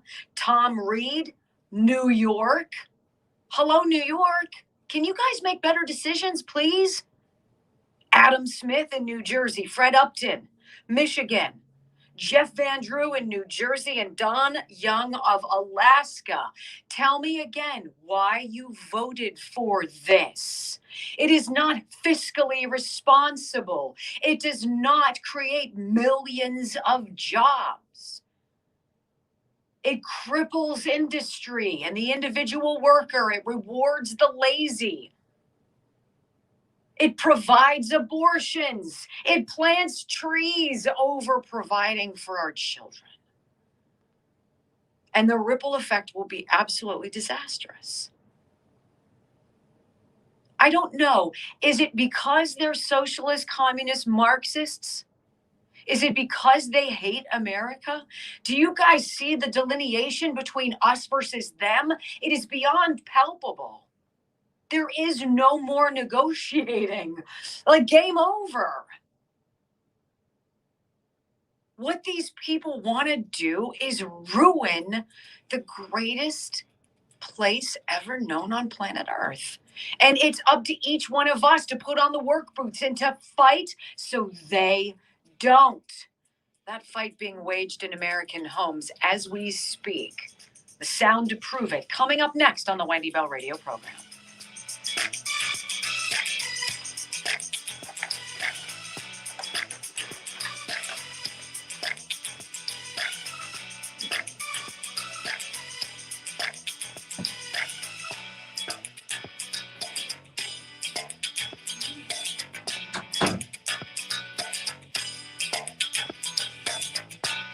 Are you?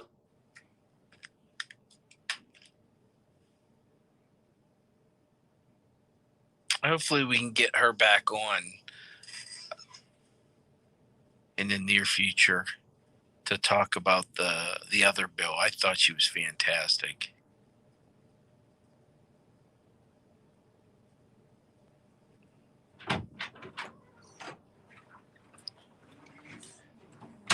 I'm taping up their names, so I have them. If I have to read them every day. You could also go to the resources tab on the Wendy Bell Radio Network app. That's such a great thing that Jason's created there for us.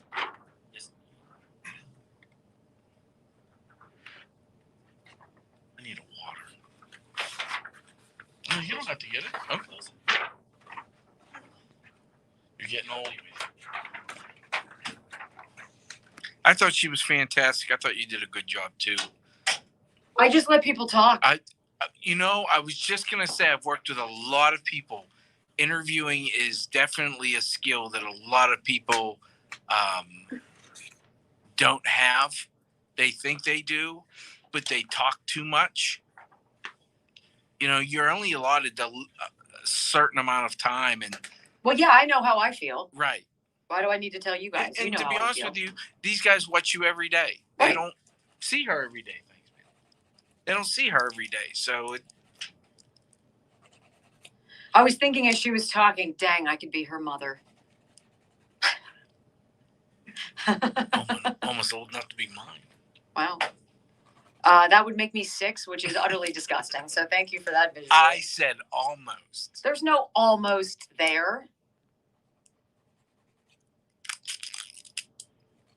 Everybody gets to see what I put in my water.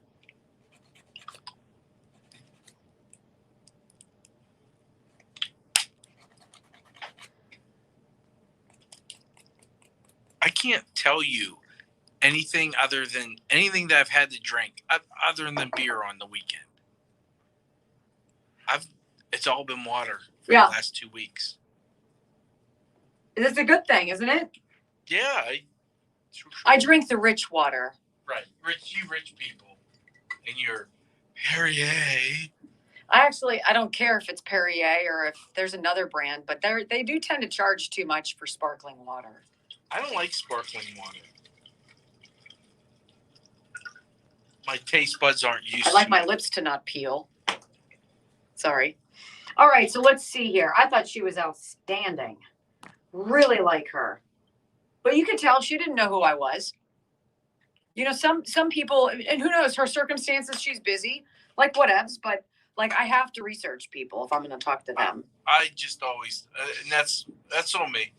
That's why you send a bio. I should just give you a brief bio so you have something to copy. When you send an email saying the Wendy Bell radio program, Wendy would love to talk to her.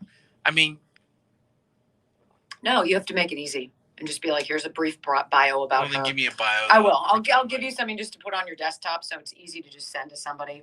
Great. It gives them a fighting chance to know what I am all about. This is what I need. More work? No, more Wendy Bell stuff on my computer. Duh. I have a Wendy Bell radio folder, a Wendy Bell radio. That's like when you said, can you send me that logo file this morning? That's why I sent it to you in less than 5 minutes.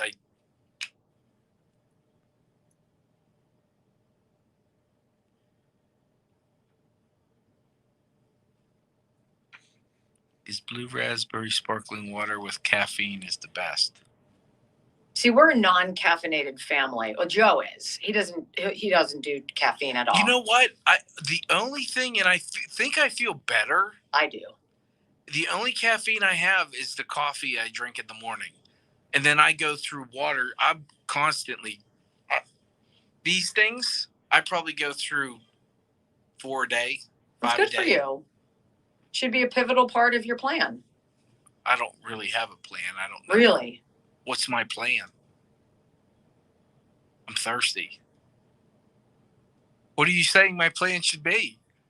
None. No. Wendy, please do in full transparency, because that's truly what Wendy Bell is all about. There's absolutely no reason for me to opine about any way that you should be living your life. Well, that is saying what my plan should. I'm just curious. What should my plan be? It's part of your plan. Stay well hydrated. It's good. Good for the body. Wendy Bell will be running for office, I assume. You should have the governor of South Dakota on your show. Yes, Christina. Love her. She's pretty cool. You want to work on that too there, Chief?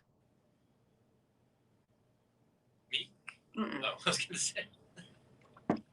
Who here wonders what Wendy was talking about for my plan?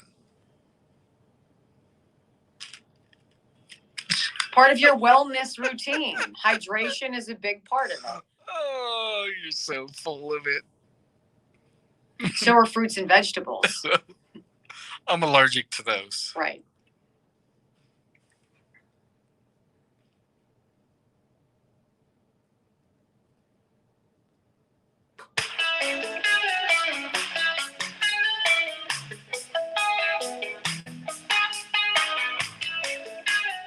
I know I speak for you as well, my friends. And by the way, welcome back to the Wendy Bell Radio program. I know I speak for a lot of you when I say I don't like to be angry as much as I feel anger. You know, I think that the basics of life are so rudimentary. They're so elementary. Just be a good person.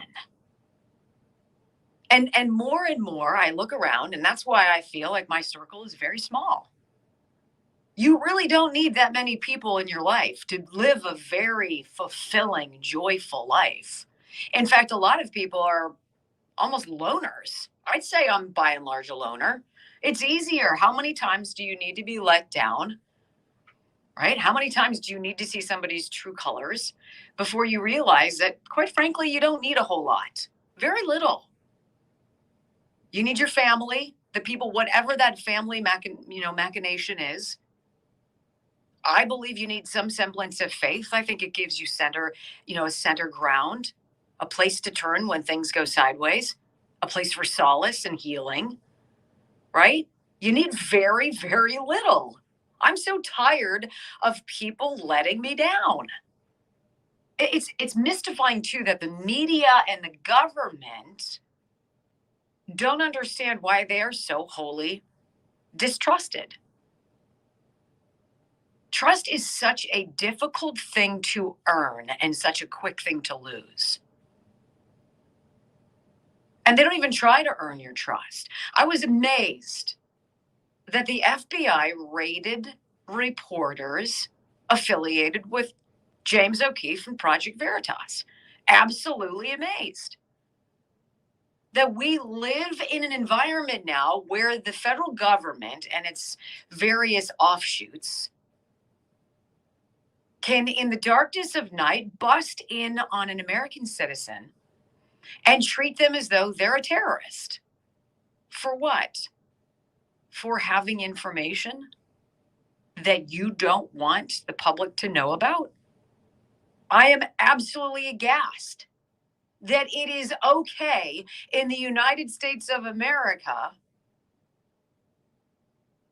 for citizens to be locked up in solitary confinement, treated like animals in the Gitmo of Washington, D.C. Because why? Because they were associated with 1/6, the insurrection. I'm astonished by that. I can't understand why we're not banging on doors for answers.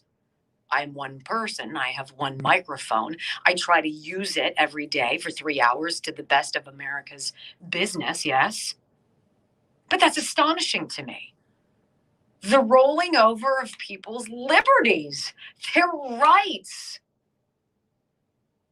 I am astonished that we have a president of the United States who believes he can lie repeatedly to the people of this country about the effects of the policies he wants to institute that are absolutely tragic. Lie to your face. I am astonished that the answers to the questions so many millions of Americans have about November 3rd of 2020 have still never come. Don't be mystified, folks, that we're a nation divided. Because you're not allowed to have questions anymore. You're not allowed to have access to the truth. You're not allowed to question those who believe they know better for you. But again, I will go back to something that I've said repeatedly that will forever be a theme on this program. Speaking as a mom, and every day I come here as a mom. I will never be anything more than a mom. It is my greatest honor and privilege in my life to continue the charade of masking and other BS of kids has got to come to an end. It has to stop. I want to play something for you because by all intents and purposes, it looks as though we're not making any progress on this front, by and large, anytime soon. I want you to hear this CNN doctor. His name is Jorge Rodriguez. He's on with Ana Cabrera. I don't pay attention to CNN, beg your pardon. It's better for my well-being that I don't. Every now and again, I'll stumble upon a snippet that's truly preposterous. One, we're giving these quote-unquote doctors like Dr. Doom, Dr. Walensky, Janet Woodcock from the FDA, and others some kind of notoriety and some kind of, a chair of their grand hierophants to sit upon, as though what they say actually matters, that they haven't been bought and paid for, that they're not wildly corrupted. We know that they are. Listen to this guy as this dope reporter anchor, whatever the heck she is asking for guidance about masks. You don't Some need schools are getting rid of Some schools are getting rid of mask requirements. Doctor, is the country in a place where it's okay to take this step? And if not now, when will it be? Well, first of all, I think it's too early to stop requiring children to wear masks. That's one of the biggest pitfalls that we've fallen on, is the fact that in the past, whenever we think that things are good, we go ahead and we take off our mask and the CDC says you can take them off. And that's what happened in July when we prematurely stopped taking our masks. Delta came along and just blew that theory out of the water. Listen, this is not just the United States doing better. This is the whole world needs to do better. We've opened up travel effective yesterday, and Europe is seeing its highest COVID percentages that it's seen almost in a year. There's a storm in the horizon, and it's coming over. Yes, I think it's too soon to lift mandates for masks, especially in children at this point. When will it be safe? Your guess is as good as mine, but I would say in hopefully a year, maybe two. Are you out of your mind? Hopefully a year, maybe two.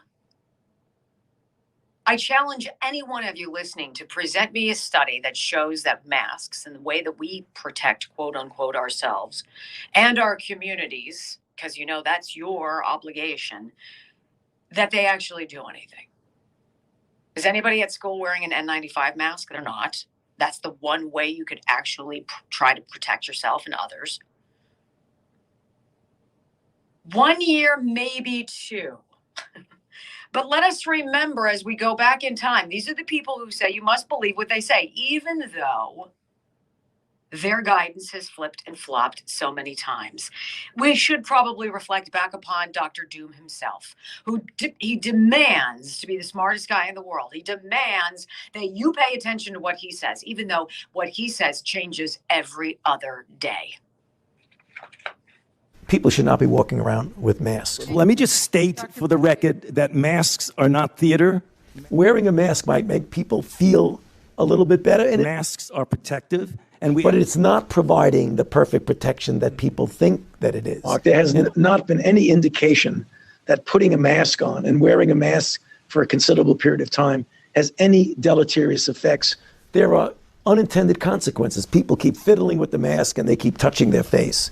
And can you get some schmutz sort of staying inside there? Of course.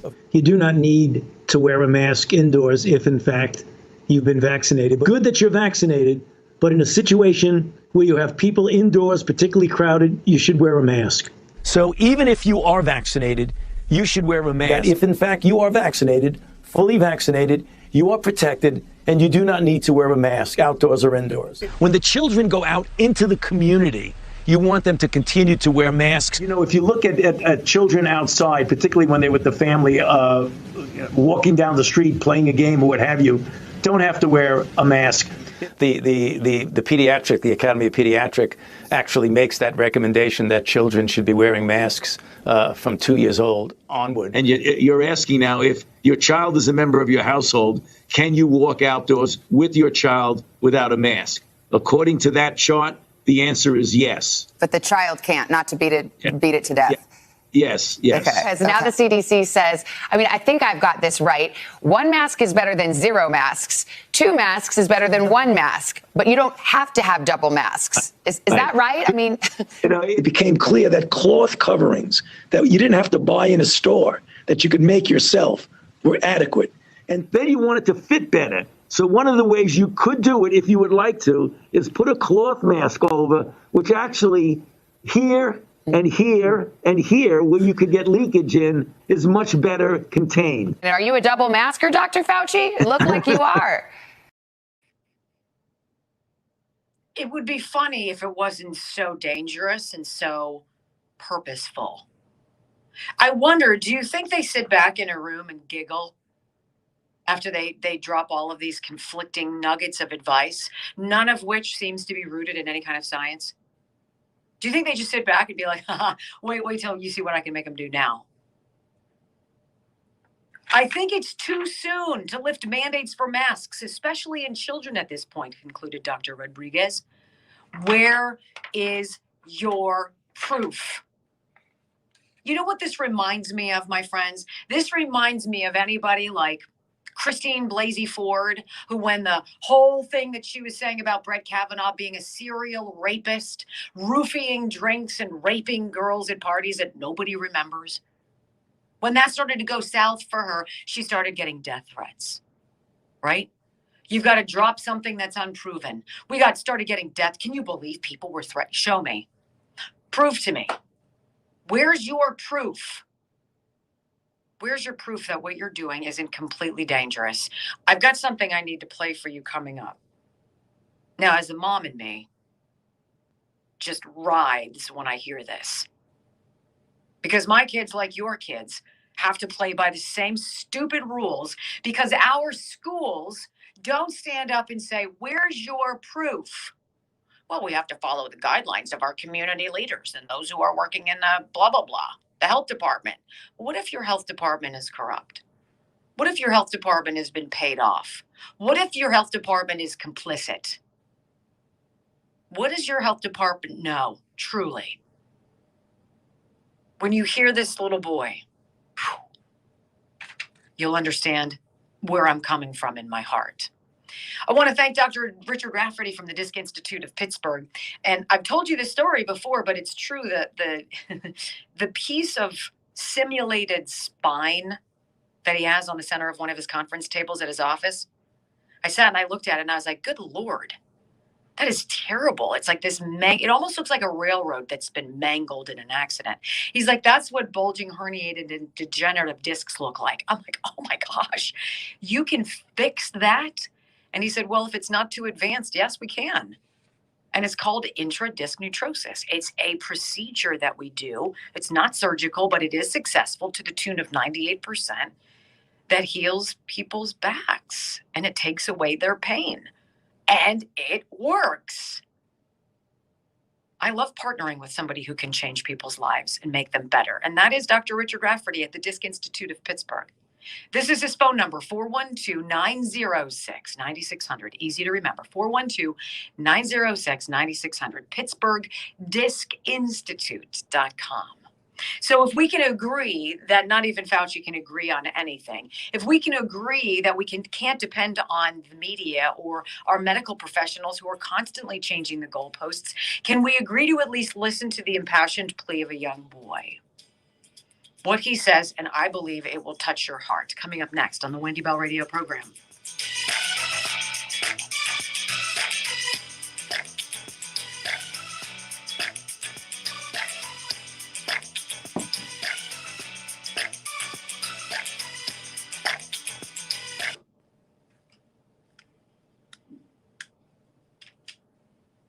JD, Or not JD, Battle. Yes, sir.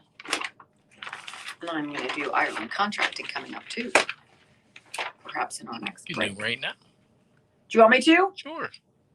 I'd like to thank Gary and Diane Ireland and Ireland Contracting for what they do for this program. Of course, they're the sponsors of the BS board. I've got them obviously here every single day. But what they do in southwestern Pennsylvania and also eastern Ohio is special. They are home exterior renovation experts. So anything on the outside of your house, if it's needing to be updated, it needs to be redone, they're your people. They are an Owens Corning Platinum Preferred dealer, and they have a new product, a new roofing product, and the color is called Bourbon. And it is so beautiful. You've got to check out their website, IrelandContracting.com. Look at it because it's totally new. You could be the only people on your block who have it, and it's really beautiful. 1-800-NEW-ROOF, IrelandContracting.com, A+ rated by the Better Business Bureau, Angie's List, Guild Quality, and the Wendy Bell Radio program. Check them out today.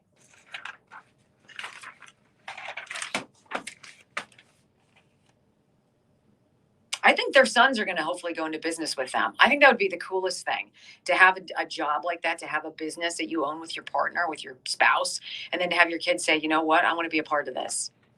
That'd be the coolest, especially if. And it's nice when you've seen it run the right way. Oh, yeah. Like, so they've learned the right way of how to do business. Right. Don't cut corners. And Gary. When Wendy Bell calls, don't answer because you're going to have to climb up on a roof. Shut up. Wow.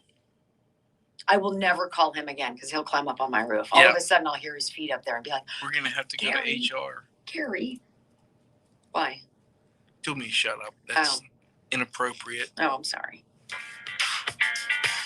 You know, the holidays are gearing up at the Battlegrounds and at Show Me Your Hobbies. Their hobby shop is located with the latest, is loaded, I should say, with the latest RC cars, trucks, boats, crawlers, and more. You can grab one for yourself or go with a gift card for that RC or airsoft enthusiast in your life. Want even more excitement? Duh, I know you do. The Battlegrounds is ready to host your private birthday party, corporate holiday party, or any other celebration. From Nerf and airsoft to bow tag and rivals, the activities are endless at the Battlegrounds. Don't forget, their hours are going to be extended all throughout the holidays for more open play sessions, but you got to register on their website at thebattlegroundspa.com. Give them a call, 412-530-2192 to learn more. Thebattlegroundspa.com.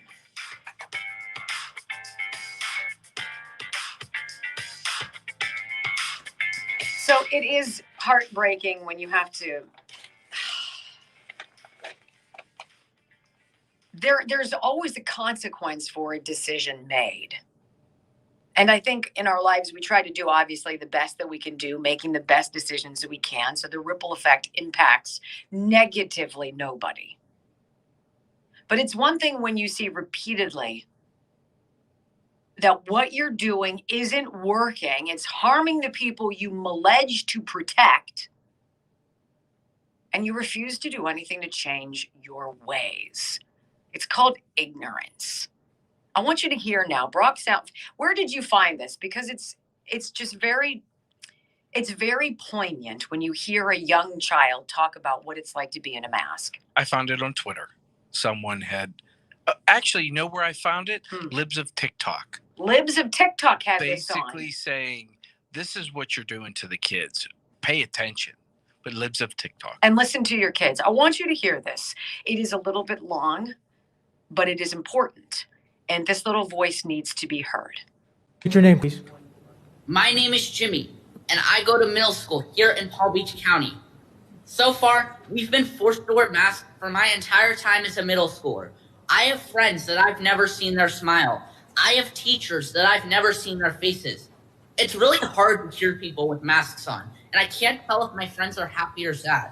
I don't feel like talking to people much with a mask on. We hear announcements about wearing our masks with pride and are constantly told that masks shouldn't bother us. Nobody asks us kids how we feel. They always tell us how we should feel about it. The masks are hot, uncomfortable, and hard to breathe and talk in. I love going to school, but now I hate it because of the masks. I never got in any trouble before, but now I get yelled at if my mask accidentally slips down. We can all go to a crowded restaurant without masks, or a football game, or a store, or almost anywhere. But only us kids still have to wear one all day, every day. Even though we are around to the same kids. After school, we go to each other's houses, have sleepovers, play and travel with sports team, all without masks. By now, most of my friends have had COVID or are vaccinated or both. Instead of masks, why don't we try some other solutions, like taking our temperatures, having some classes outside, or giving us mask breaks while we are at our desks? My 5th grade graduation was canceled. I wore a mask all through 6th grade, and now 7th. By my calculations, I've spent 6,300 hours in a mask in the past year. How much longer do we kids have to be the only ones forced to wear these masks?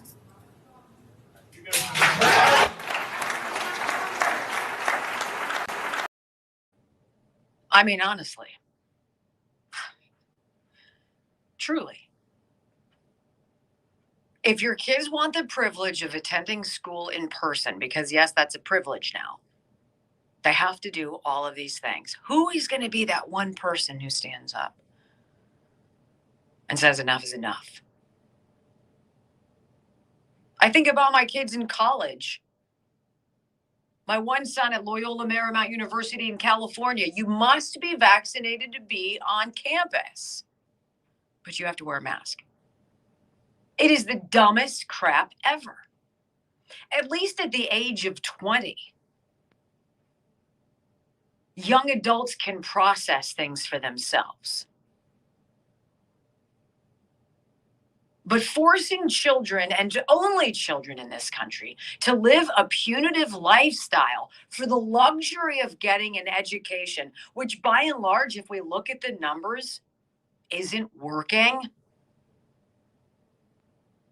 I sometimes think about, I go back in time to January of 2020, even though we knew that the virus was here before that. We knew that our government knew it was here before that. Why else would the federal government sign an accord with Moderna to put together a vaccine that they would share ownership of in December of 2019 if they didn't know what was going on?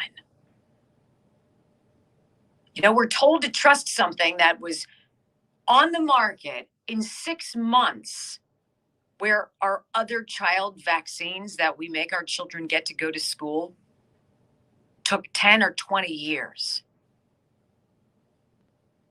And we don't know. What we do know is that restricting their ability to breathe or see each other is detrimental to them. None of it makes sense unless that's, of course, the story. Unless that's, of course, the end game. That's the mission. Everything that's decided is to make America worst, make America last. And when it hits your house, as you're going to hear in the next segment, you're going to hear moms who voted against, in Virginia, the Democrat Terry McAuliffe. You're going to hear them say things that will sound very familiar to you. You're going to hear them talk about how I talk about my children, about their children, about protecting them, and about how this government is not paying attention. You would have thought that our media would have gotten the message before, but they have not. And so we're going to drive it home. Wrong time, wrong people, Democrats and media. Choice is yours, because this is a fight we're not going to lose. You're listening to the Wendy Bell radio program. Back right after this.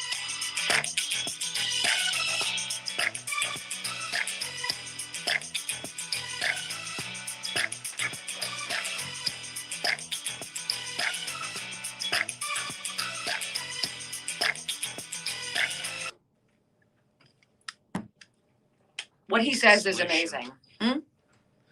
People were saying that Facebook is messing with the feed. Easy Solutions. Get off of Facebook. Go to the app. You know, I know you guys can't comment like you do here just yet, but if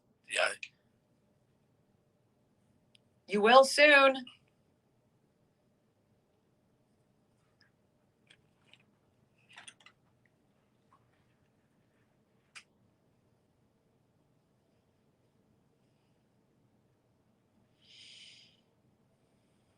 We ending the show with Lib of the Week? Sure.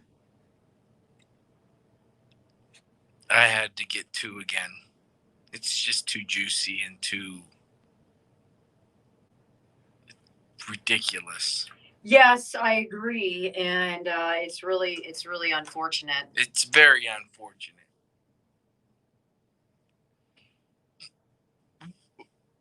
Was that a burp? Yeah. Oh hey, my heavens! Look. Oh God. See how she treats me? Mm-hmm.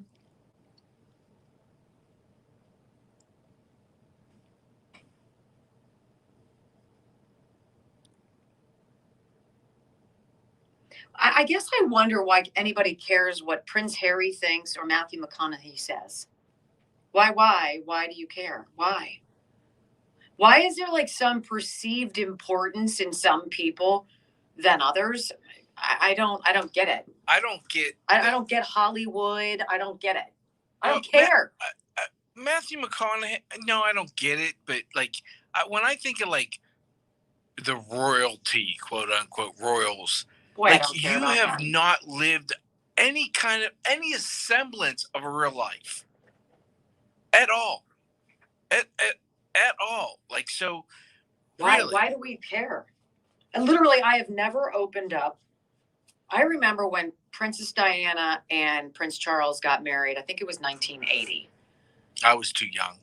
You were too young. I think it was 80.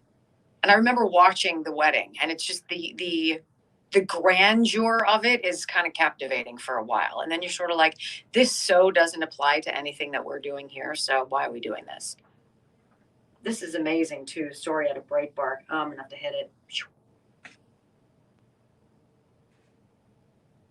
You know, it's really interesting, that clip that you found of Biden that maybe we'll dredge up from the past, from the archives from 2007.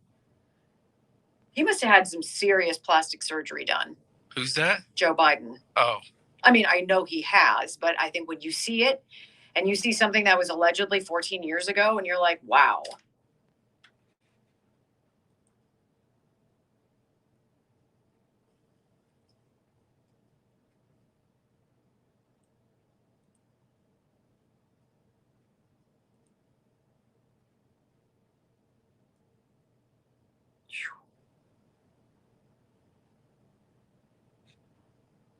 Unbelievable.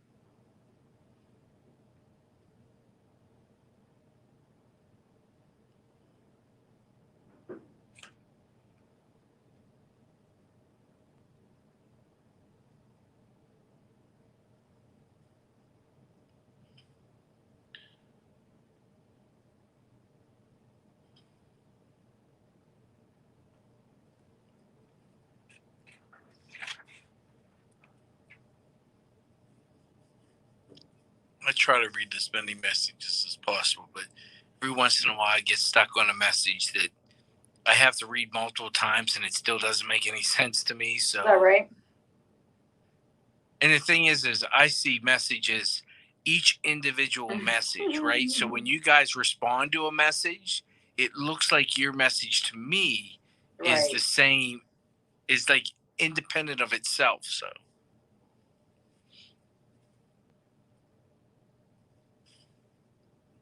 are we just going down the line? Okay. I think so. Sure. Yeah. Okay. I think this is really interesting.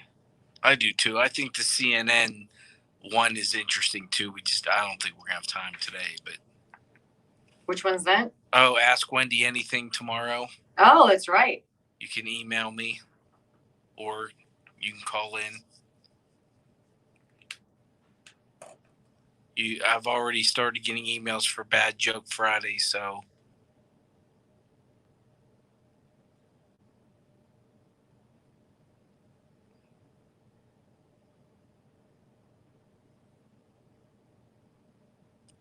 Well, if that's true, Wendy, I just saw a bug crawl in your hair. Hmm. That would be fantastic. you'd be going crazy. I watch your wiggle when the hair comes loose. Well, that tickles my skin. That's gross. Now that Oh, you like said a that. bug would be that much better? Not in my hair. I wouldn't feel that. WBR Brock. At Gmail. At Gmail. WBR Brock at Gmail. What was that CNN where the guy was standing outside? Is that the one that you were talking about? The guy that was right by the gas pumps? Mm-hmm. What's he from? CNN. So I didn't put that in there though, did I? I did. You did? But then he went to Tennessee or Texas. So they were talking to a family about the cost of stuff. And he was talking about the price of milk and how that family's gonna and CNN the whole time seemed like surprised. Like, what are you talking about? Yeah. What? There's a problem. How can you not know what's going on? Are you that disconnected? Like, honest to goodness. Well, I think when they walk in, and you know this from TV, when you walk in, there's a lot of times they're called assignment editors. You're handed a story, go do it. Yeah, but that doesn't mean that you're not a functioning member of society who also has to fill up their gas tank. But if all you're worried about is the story, then you shouldn't be mystified as you're standing across from the gas station where prices are $3.55 a gallon, up $1.30 since this time last year. Right? Yes or no? Here we go. He's ignoring me. Yes. I'm annoying you. Or ignoring you. To take on the woke politicians, triggered leftists, and the corporate media. You just got to try harder not to suck. Live across the fruited plain and from sea to shining sea, you're listening to the Wendy Bell radio program.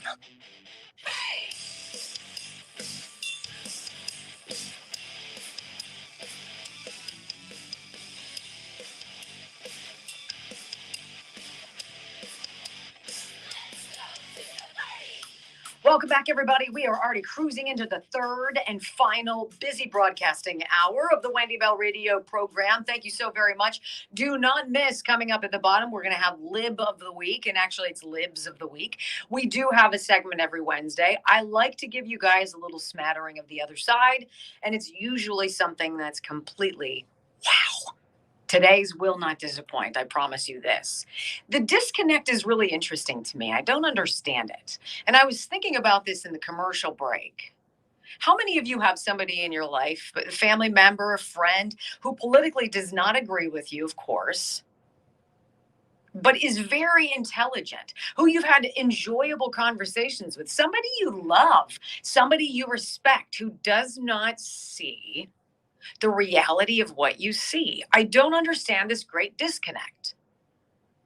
Literally, I don't understand how somebody like Terry McAuliffe, Barack Obama, Kamala Harris, Joe Biden, all these people who tried to get Terry McAuliffe to win the governorship of Virginia again, who failed to see what is really going on in the trenches, which is in the heartland of America, which would be your home. I cannot fathom how disconnected you have to be to not understand that the things that they said and did were ridiculously out of touch with what the pulse of this country is all about. And it makes me wonder, do they want our public schools to be as underperforming as they are, as woefully unachieving when you look at other schools? Other school kids of similar age across the planet? Why is it that our proverbial you-know-whats get handed to us all the time from kids in China and India? Why is that? I remember when my son Jack was in the school geography bee. And I don't know how it is in your schools. In Pennsylvania, all 6th, 7th, and 8th graders take a geography test. Whomever scores at the top of their school or their class, whatever, then competes for the school victor, right? So if you're the school victor, you go up against all these other schools in the state, and whomever the top 100 kids are in the state go to the state spelling bee. Obviously, the person who wins the state goes to the nationals, blah, blah, blah. I was mystified. My son Jack made it 3 times. Very good at geography. I am absolutely terrible at it. He's fantastic. I think I said spelling, I meant geography. Excuse me. So we go to the state capitol in Harrisburg, and the kids are broken up in groups of 20, I think. There are 5 groups of 20 where the kids are, put through the ringer in terms of questions. I couldn't answer basically any of these. I was mystified that I would say at least a safe estimate, 2/3 of the kids who are on stage vying to be the state geography bee champ were homeschooled. 2/3. Easy.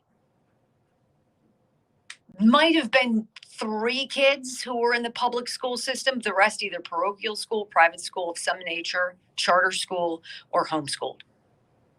Is it a function of design that they want the next generation of people who are coming through the ranks to not be as smart as our competitors across the country, as kids their age, and to be indoctrinated, obviously, with their liberal mantra? You can only surmise that that's the point, because that's how it feels. Or else you would support school choice that would let parents move their kids out of the zip code, out of the suck school where they are, into a school that actually provided. Parents are pushing back. Amazing to me. CNN does a sit down with moms. 3 of the 4 voted for Joe Biden in 2020. The sit down is about why these moms voted for Glenn Youngkin in the Virginia governor's race. Very telling answers that underscore what the left is not listening to. And if you don't wake up and you don't take note of this, that red flood that we've been speaking about will be the tsunami. Here's cut number 1. And this is a question. Critical race theory. Oh, it's not being taught in our school. We know it is. Listen to the response of these mothers. How much did that factor into you, the CRT debate and everything? Definitely the education, the learning loss was number 1 for me. Everything else was below that. Mandates and CRT did not influence my decision at all. How about for you, Sandra? Okay. No, mine was all about the school closures. How did Terry McAuliffe handle the education part of everything? Well, parents were very angry during school closures at the teachers' unions, and for me, the nail in the coffin was on his last day of campaigning. He brought the head of the teachers' union to his rally, and she spoke, and it was like someone just poked me right in the eye and said, "You think you want to have a say in your education? Well, you're not going to." Exactly. And they're out there scratching their head saying, wait a minute, what happened? The disconnect is deafening in how obvious it is. So some of the moms who voted for Joe Biden, the CRT wasn't the big thing. It was the mandates. It was the lockdowns. It was all of that. They go on. What's the number 1 problem?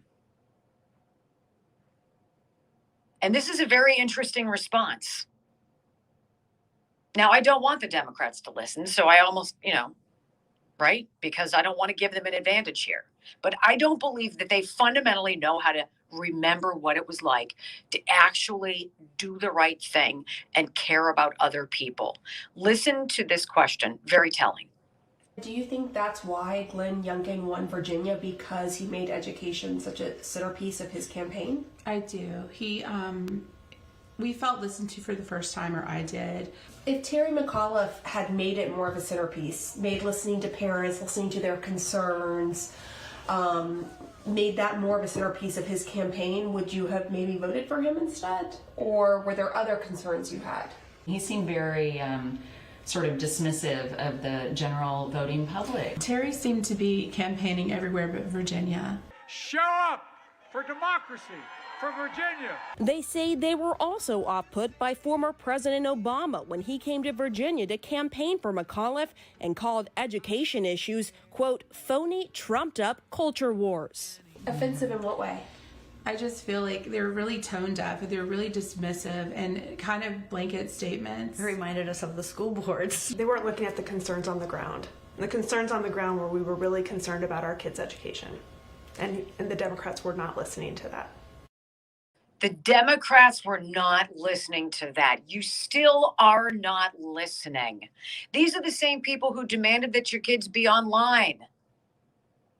The learning gap that they have suffered has been outrageous, and they won't give it up with the masks.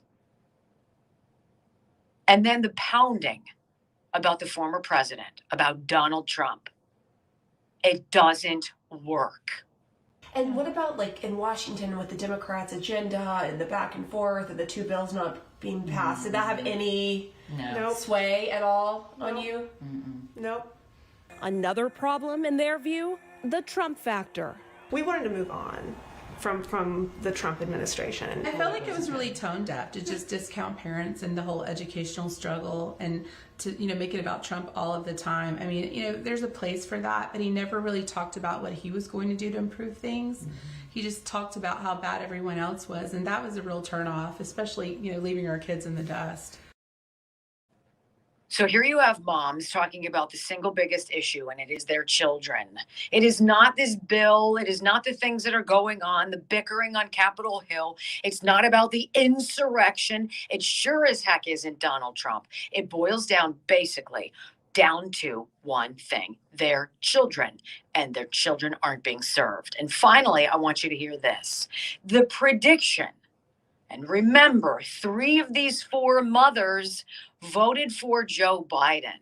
They probably didn't like Donald Trump's personality. They might not have liked his tweets. Whatever, this is 10 months in, ladies and gentlemen.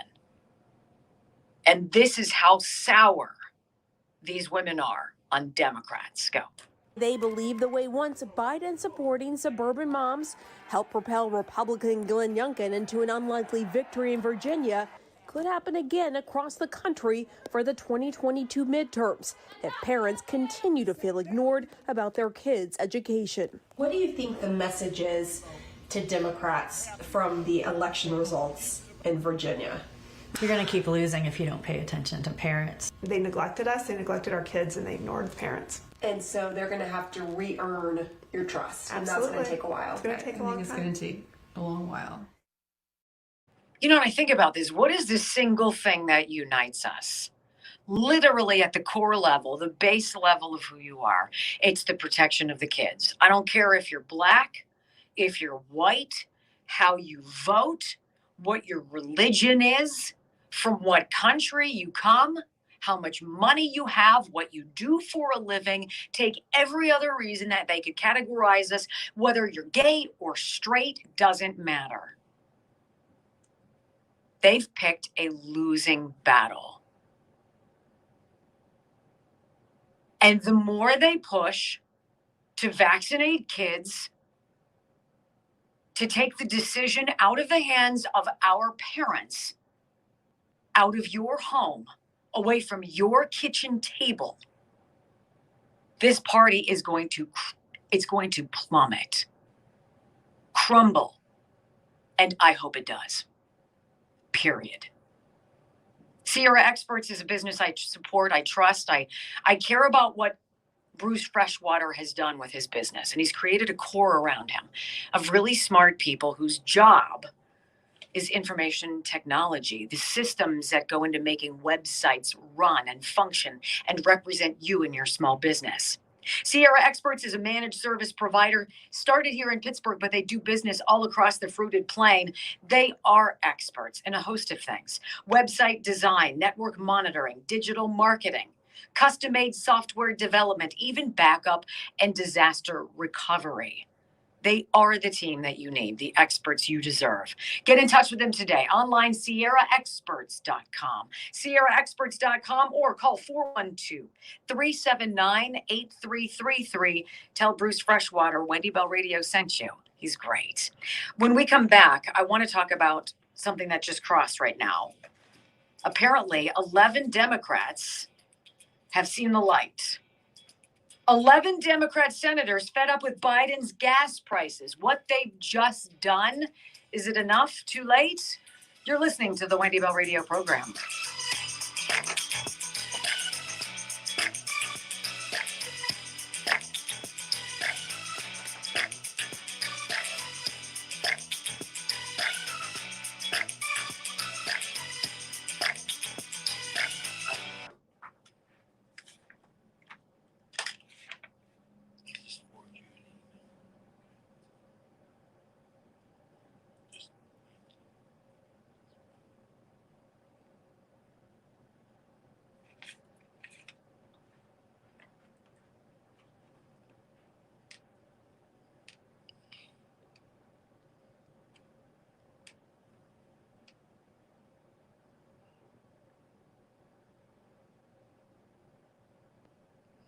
Are we sticking to the script after the 11:30 break? It doesn't matter. I do like talking about that. Why? What do you want to do? What's on the page, or Yeah, what do you want to do? I'm fine with that. Did you have an idea? Um, I love the mashup that you found about that. right. I know he took this. I believe he was taking the stand today. So I'll search for it in the break and see if we have any updated information. We're talking about Kyle Rittenhouse. We really haven't gone there. There's some things that I like to watch because I think reporting on the reporting of it is very interesting, rather than the nuance of testimony, but seeing how people respond. And boy, that young man has sure been vilified. well, we've made the thing. It's no different than Sandman. Yep.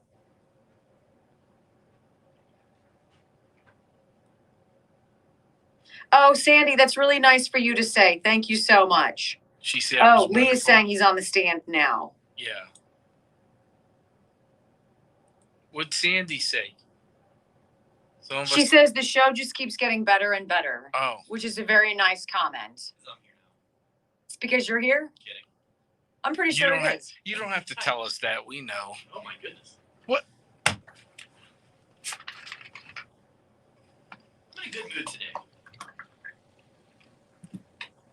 Where should I go to dinner?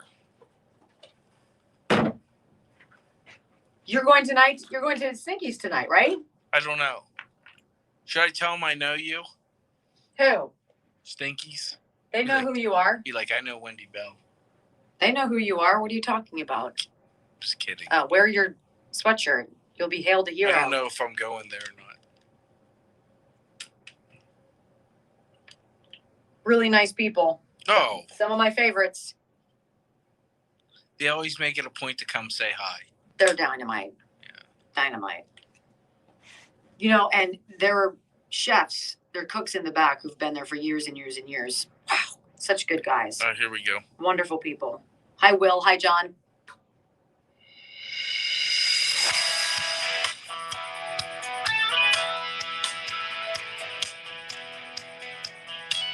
You know, I find it very interesting that this poll says 2 in 3 swing voters oppose Biden's $450,000 payouts to border crossers. You know, the garbage that he had said to Peter Doocy, who had asked about it. That's garbage. That's not going to happen. Well, it's being widely reported that this is what the Department of Justice is trying to do. It's disgusting, right? So they're going to charge you through the nose for all the things that you used to be able to afford. They're going to impose ridiculous mandates on you. It's going to be no jab, no job for you. And we're going to use your money that you could be benefiting from to feed your family, to heat your home, to drive your kids where they need to go. But instead, we're going to give it to people who broke the law, who have no business coming here anyway, who are a drain on the system, who, by the way, we don't know anything about. And the Biden administration that tells you we vet them is full of crap. They don't look at anything. Certainly not with the scrutiny that's necessary when you're welcoming people from hither and yon into a place where we value rules and laws and safety. Now this comes out and it's interesting, makes me feel good. 11 Democratic U.S. senators writing a letter to Joe Biden, making a plea. Consider all tools available at your disposal, rather, to lower U.S. gasoline prices, including a release from the Strategic Petroleum Reserve and a ban on crude oil exports. Made in America, underneath America, tapped in America, that employs America and strengthens America with energy independence. We wouldn't possibly want to do that because that's what we were doing. Signed by Senators Jack Reed, Bob Casey. Wow. Right? He's the biggest zero of. If Mike Lindell could have a spokesperson for falling asleep on one of his MyPillow pillows, it would be Bob Casey, because you just be like. Signed by Senators Jack Reed, Bob Casey, Patrick Leahy, Maggie Hassan, I don't know who she is, sorry, Elizabeth Warren, Ed Markey, Tina Smith. Elizabeth Warren? Yes. Chris Van Hollen, Jeannie Shaheen, Richard Blumenthal, right?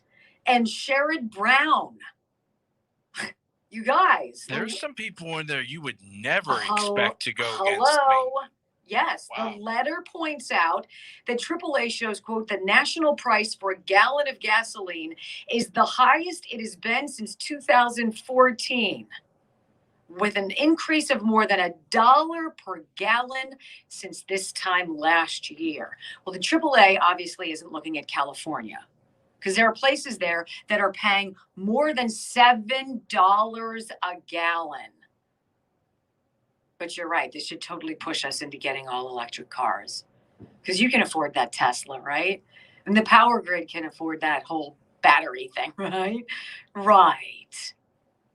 With less than 1 year left before the 2022 midterm elections, of course hello.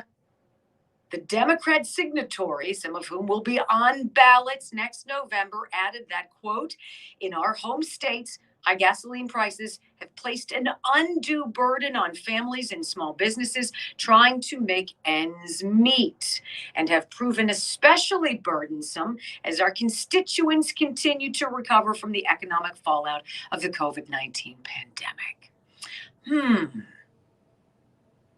They're seeing the lights. They could also get rid of some of the taxes on gas. What are you How talking that? about? Don't talk about Pennsylvania. We're at the end of a pipeline. I think we have the highest toll roads, highest tax on our roads, among the highest in car insurance, and among the highest and crippling gas taxes in America. Way to go, Tom Wolf. You're such a leader. Such a guy. News that the administration was, quote, quietly studying the potential market impact of killing Enbridge's Line 5, which is that secondary pipeline we were talking about in Michigan. Quietly studying. You don't have to quietly study it, I'll tell you. Which transports 540,000 barrels per day of light crude oil and natural gas liquids from Superior, Wisconsin to Sarnia, Ontario, which is then refined into propane, was first reported by Politico and has led to fierce pushback from Republican lawmakers. Cutting off Line 5 is not a popular idea among residents of the Midwest. Apparently, none of this is popular with 11 Democrats who see the writing on the wall. Oh no, we want to be reelected. And unfortunately, our wagon is hitched to you. And you're blowing it, Biden. Remember, it's going to reduce the deficit. It's going to cost you nothing. Some details in the Kyle Rittenhouse case coming up next on the Wendy Bell Radio program.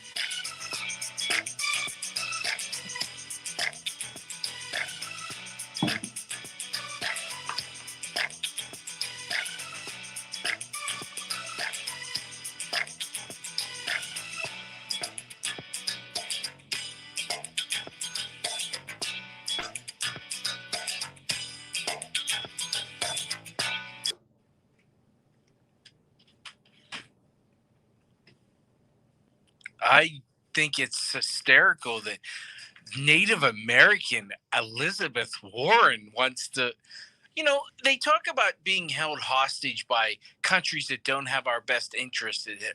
Then drill, baby. Open up the strategic. If you don't want to be held hostage, there's one way. And being held hostage by also these Native American groups that have got millions of dollars. Millions.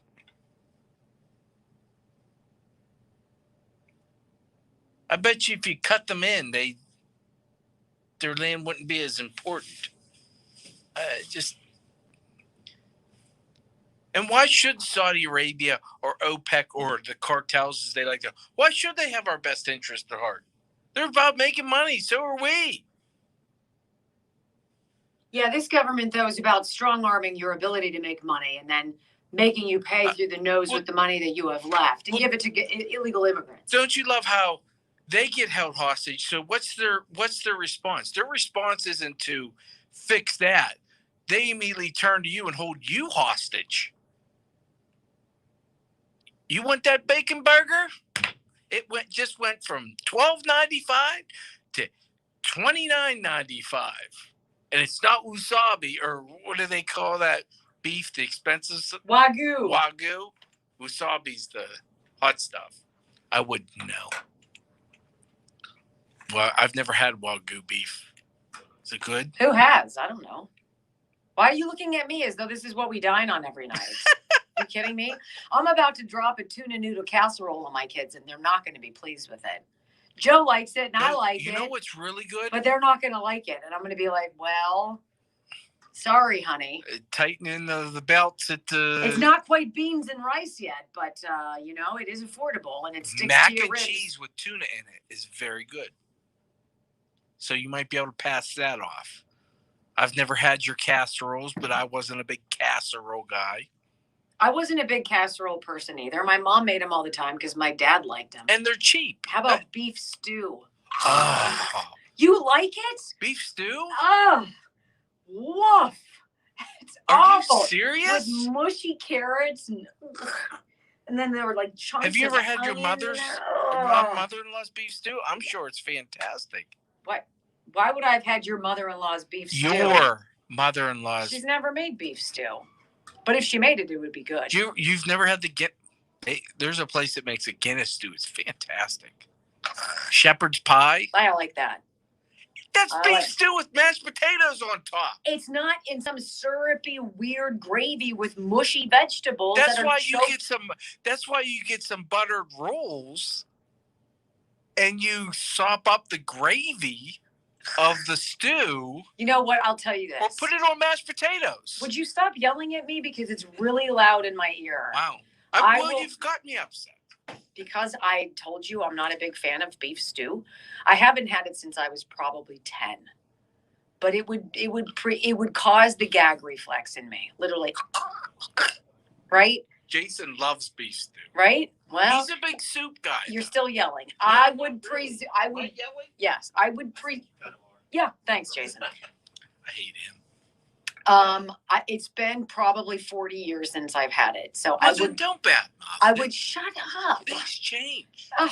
People change. Oh, really? Stew changes.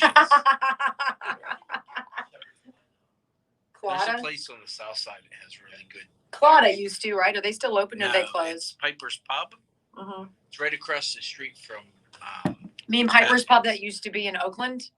No. Something else? It's been in Southside for a while. Is that right? Yeah, they have a Sunday brunch, and they open up for soccer. Not that I watch soccer, but their Sunday brunch and their Scotch eggs. I love Scotch eggs. Oh, you put sausage in something. Don't get me wrong.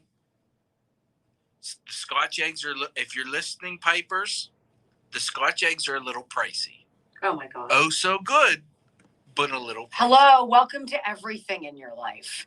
Try taking 5 kids out to eat. It's I didn't ridiculous. have 5 kids. Well, who had that problem? Get a TV. Get a hobby. I mean, for the love of God. One was a BOGO. Yeah, right? It's hump day. A lot of Wednesdays in the tool house in the last couple of years, or 13 to 18 years ago. Beef stew. You don't like? How do you like shepherd's pie and not beef stew? It's. Did I just tell you it had been 40 years since I've had beef stew? You know what Kate? That my last you know what Kate remembrance made the was other day? kind of vomiting in my I mouth. literally had it 3 days in a row. Meatloaf and mashed potatoes with green bean My casserole. kids don't like meatloaf. I love meatloaf. The ends. Love meatloaf. Yeah, I had it with mashed potatoes and green bean. You have to have it with green bean casserole. Oh my God. Have to. You're hurting my head. Oh. Let's just go like that. Here we go.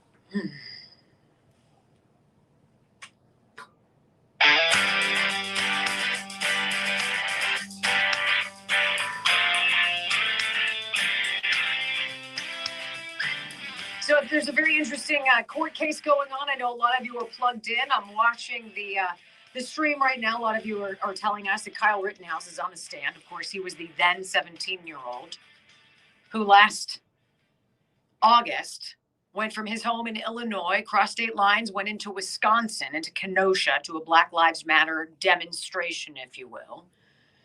Ostensibly under the guise of providing protection for business owners who were not able to protect their properties. And also as some semblance of a medic, I guess some kind of medical training. I've watched the case and its nuance from a distance because I'm more interested, not in necessarily the outcome of the trial, but I enjoy watching how the media cover it. Because, of course, it couldn't possibly be fair or balanced in any capacity. So the prosecution rested yesterday, 22 witnesses, and truly, from what I can tell, a very bizarre trial with literally every witness proving Kyle Rittenhouse's case. So I took great joy in seeing the defense attorney like this with his hands on his head. It's very interesting. Because we live in this dystopian world where a young man who goes and he shoots and kills 2 people. And of course, tragically, does anybody really want to do that unless that's their intention to kill? And judging from what I can tell, that was not that man's intention, young man's intention. But we live in a world where a white, we're going to presume he's a MAGA-loving, Trump-supporting, gun-wielding kid, is absolutely vilified, where Black Lives Matter protesters, rioters, arsonists are given a free pass to do whatever they need to do because, they've been oppressed for so long. And this is just the natural bubbling out of their many years of being mistreated. That's exactly the narrative that we're told. So 22 witnesses over 6 days, and Rittenhouse is on the stand. We'll see what ends up happening with this, but it's interesting. Interesting to hear how the media cover this. You would think that the media would have learned its lesson. If you're burned as a reporter once, it is very humiliating, I can tell you, or at least it should be. If you haven't connected the dots and done your homework and figured out what's going on and you get snookered by something, or what you report ends up being the absolute opposite, it is an absolute punch in the face to your credibility. But alas, we live in a world that is not credible, where media have none anymore, and that's the shame. We want to play a montage, if you will, to give you, whet your palate a bit, if you like I have not been paying such close attention to the TV lately, as the left, aka the media, give you their synopsis before this young man is even on trial. They've already convicted him because he's guilty, don't you know? Kenosha shooter, Kyle Rittenhouse, he murdered 2 people, by the way. Rittenhouse is basically what you would have had in a school shooter. He's a 17-year-old kid. He shouldn't have had a gun. He crossed state lines to supposedly protect property. No, he was going out to shoot people. Kyle Rittenhouse, the 17-year-old vigilante. Kyle Rittenhouse, a vigilante. Kyle Rittenhouse, the armed teenage vigilante. A 17-year-old vigilante, arguably a domestic terrorist, picked up a rifle, drove to a different state to shoot people. Kyle Rittenhouse, a guy who's deeply racist, went with weapons to a Black Lives Matter protest looking to get in trouble. He did. He murdered a couple of people. Rittenhouse, the 17-year-old kid, just running around, shooting and killing protesters. You see the 17-year-old who was radicalized by Trumpism, took his AR-15 to Kenosha and became a killer. A white, Trump-supporting, MAGA-loving, Blue Lives Matter social media partisan, 17 years old, picks up a gun, drives from one state to another with the intent to shoot people. A 17-year-old boy who drove across state lines with an AR-15 and started shooting people up, including a guy with a skateboard. Kyle Rittenhouse, who has killed protesters, unarmed protesters. Rittenhouse, a 17-year-old that went with a weapon into the middle of protests and then provoked people and then shot and killed them. Kyle Rittenhouse is the enemy. A boy from out of state drives up to the state with an AR-15 around his neck, shoots and kills a couple of people, shooting wildly, running around, acting like rent-a-cop. Drove across state lines armed with a rifle to go and shoot people. What a dark, dystopian scene where a 17-year-old boy is carrying around a rifle, running around and gunning down protesters. A smattering of what these people have been pushing. I have a message to the media. Have you clowns learned nothing since Nick Sandmann? You remember your fabulous coverage of that young man from Covington Catholic High School. You know, the agitator who got in the face of an old, poor Native American protester.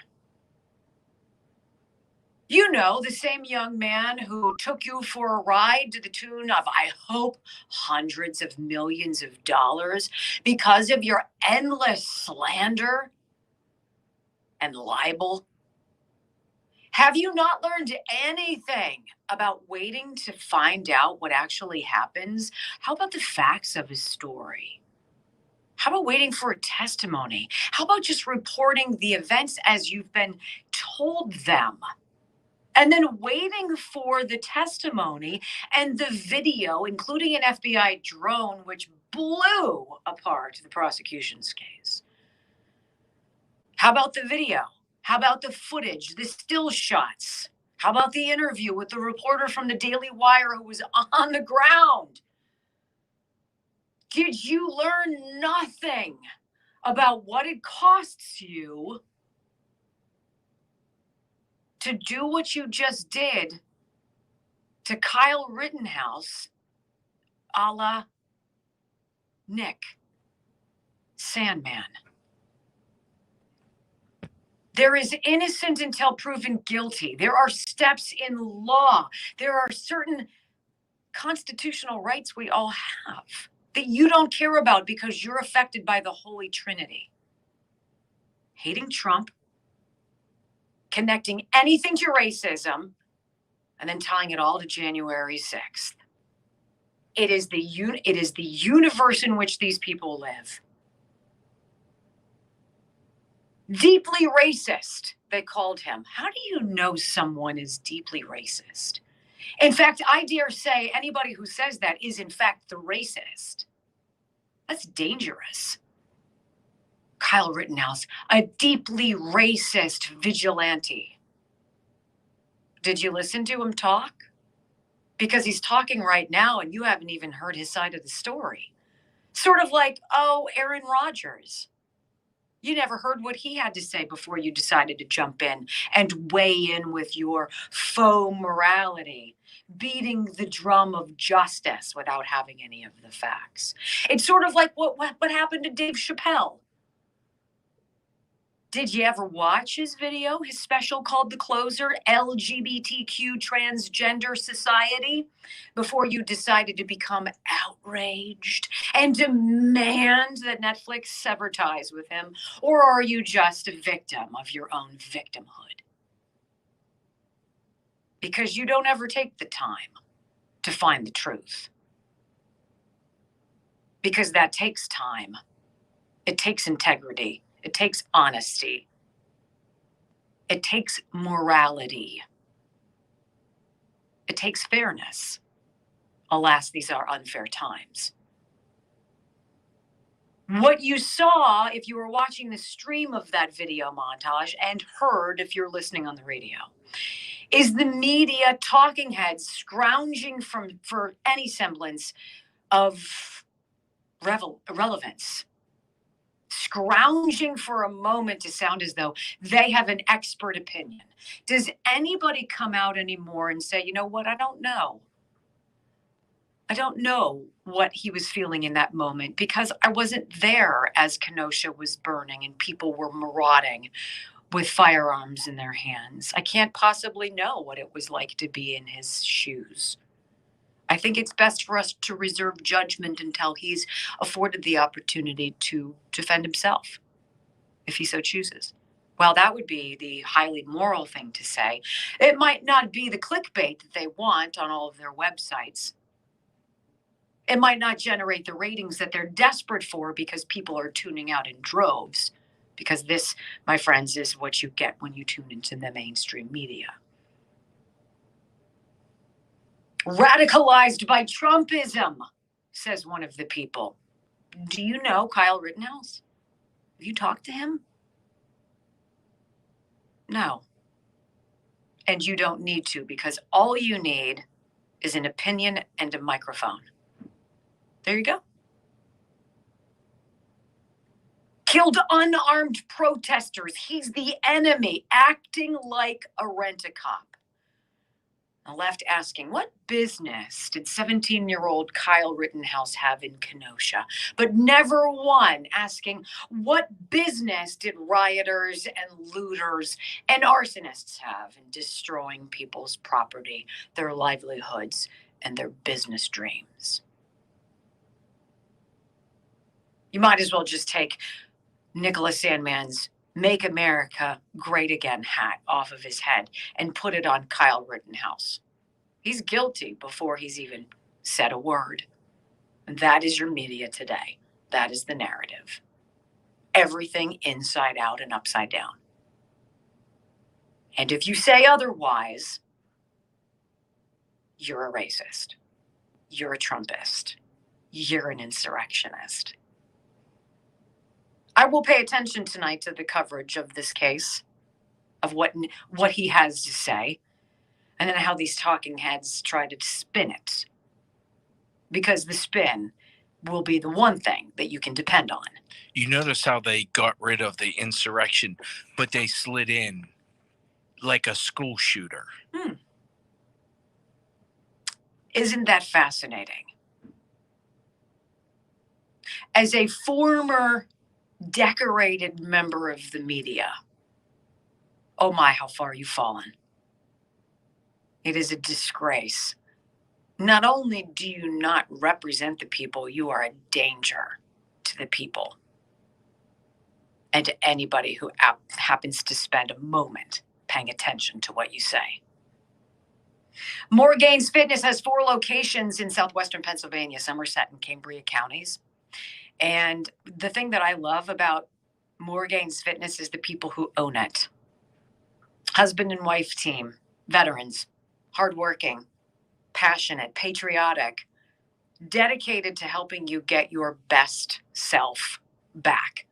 And that means losing weight, getting fit, firming up. Because, you know, when your body looks good, you feel good, and the ripple effect in your life is palpable. More Gains Fitness has everything inside you could possibly want, all the cardio equipment, the free weights, the Nautilus stuff, the plate-loaded machines, but they also have that one-on-one stuff, the trainers, the metabolism testing, the body composition analysis, the child care, and the 24/7 option. You come when it suits you, not us. That's More Gains Fitness. Get in touch with them today by going to MORGAINZ Fitness, moregainsfitness.com. When we come back, one of our favorite segments of the week. It is the Lib of the Week. Brock found 2 of them, and they are actually really worth waiting for. You're listening to the Wendy Bell Radio Show.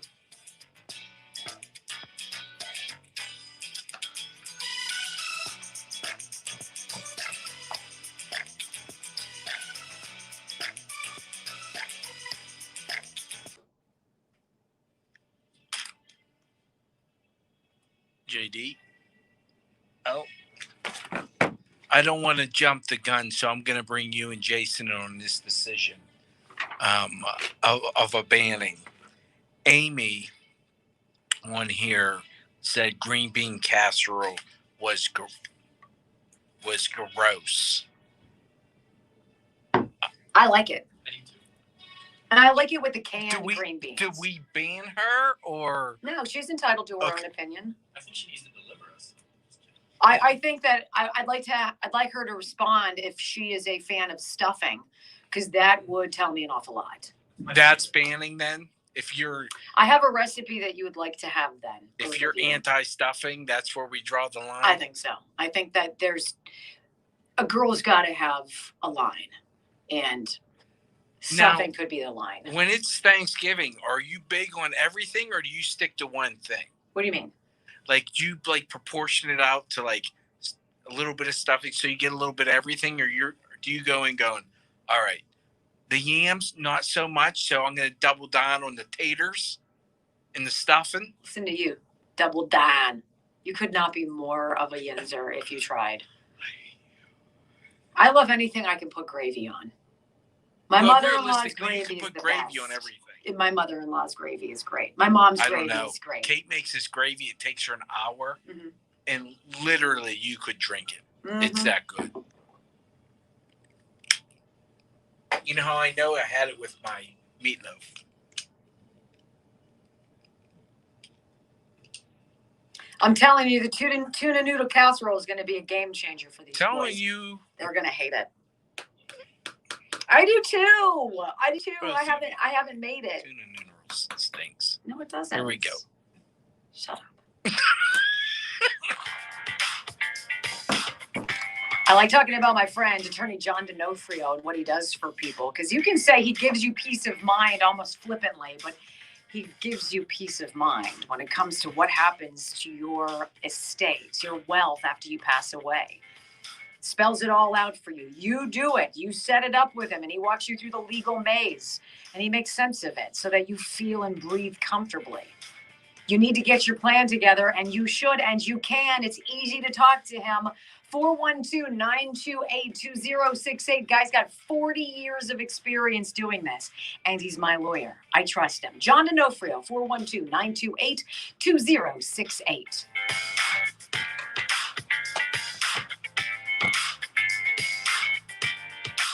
All right, let's do it. I think the lib of the week is worthwhile. We've got a couple options for you. This is our gift to you. So just when you think that you might be losing it because everybody around you is absolutely bananas, take a deep breath. Breathe in some sanity because, the insane are out there in a big, bad way. And we're going to go. We've got 2 different options for you. Let's see. How did you set this up, Brock? I don't remember the difference. What's the first one? The first one was the school teacher. Oh, okay. This is good. Do you want to set it up? I think that this is really important. I'm interested in my kids learning basic skills, right? We got to get back to the basics. We got to get our kids proficient. We've got to make them critical thinkers. We have to make them true believers in education and expanding their horizons. And nothing truly does that quite like this. My 2nd grade boys are officially obsessed with nail polish. So I let them know about the nail polish that Olive and June sent me, and they were like, Mr. Morris, you have to bring us some. And I was like, oh my goodness, I did not expect this. And then a day later, I had another scholar come in and he was like, I have glitter nail polish at home, but I couldn't wear it to school. And then the next day he came in and he was like, turns out the glitter nail polish is really hard to get off. So look at my nails. And I was like, wow, those are beautiful.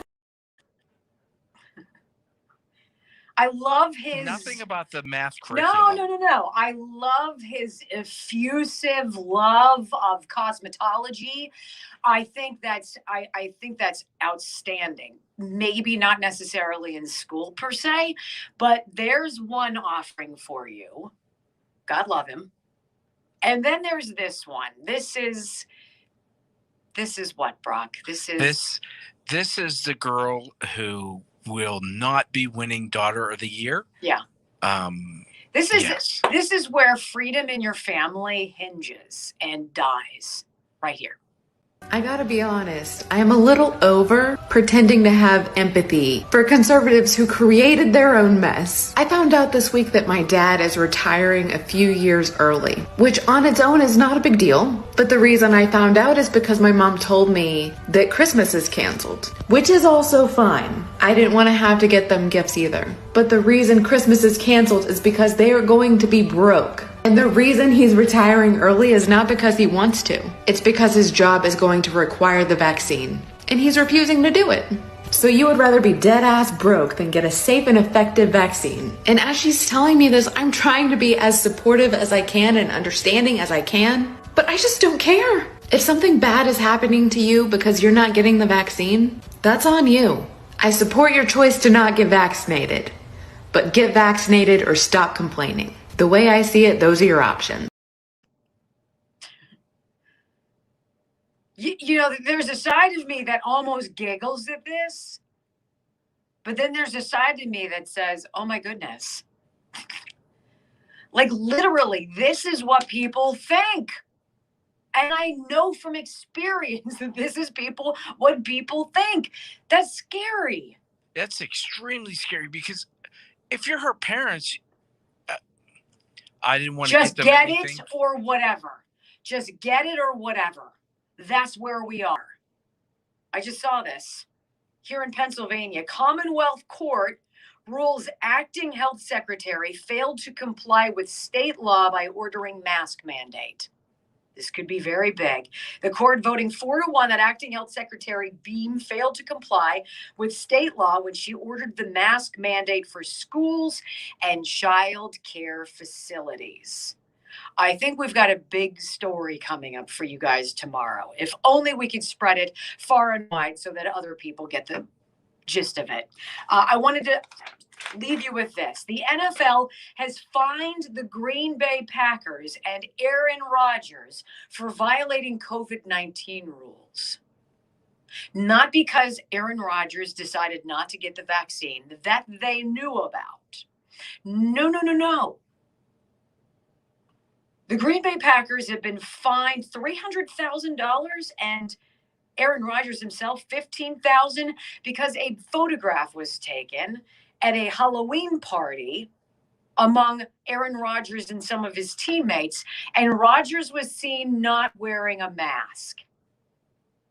This is what we have, ladies and gentlemen. This is the National Freaking Football League playing mommy dearest to grown men who've made their own decisions all their lives. Kind of changes how I feel if I ever will watch again. And I haven't yet this season. I don't think they care, which is fine. $300,000. Kareem Abdul-Jabbar also weighing in on this, calling Aaron Rodgers a liar for allegedly lying about his vaccination status. You know what, Kareem? I'm fairly certain you didn't hear his interview. You should probably put a sock in it because you're irrelevant now too. There you go, ladies and gentlemen. Your Wednesday version, hump day version of the Wendy Bell radio program. Every single day we strive to give you the facts, the truth, the science, the data, the sound, the nuance that you won't get anywhere else. And we appreciate you joining us. Remember, please download the Wendy Bell Radio Network app and watch along live on the stream. Until tomorrow, peace.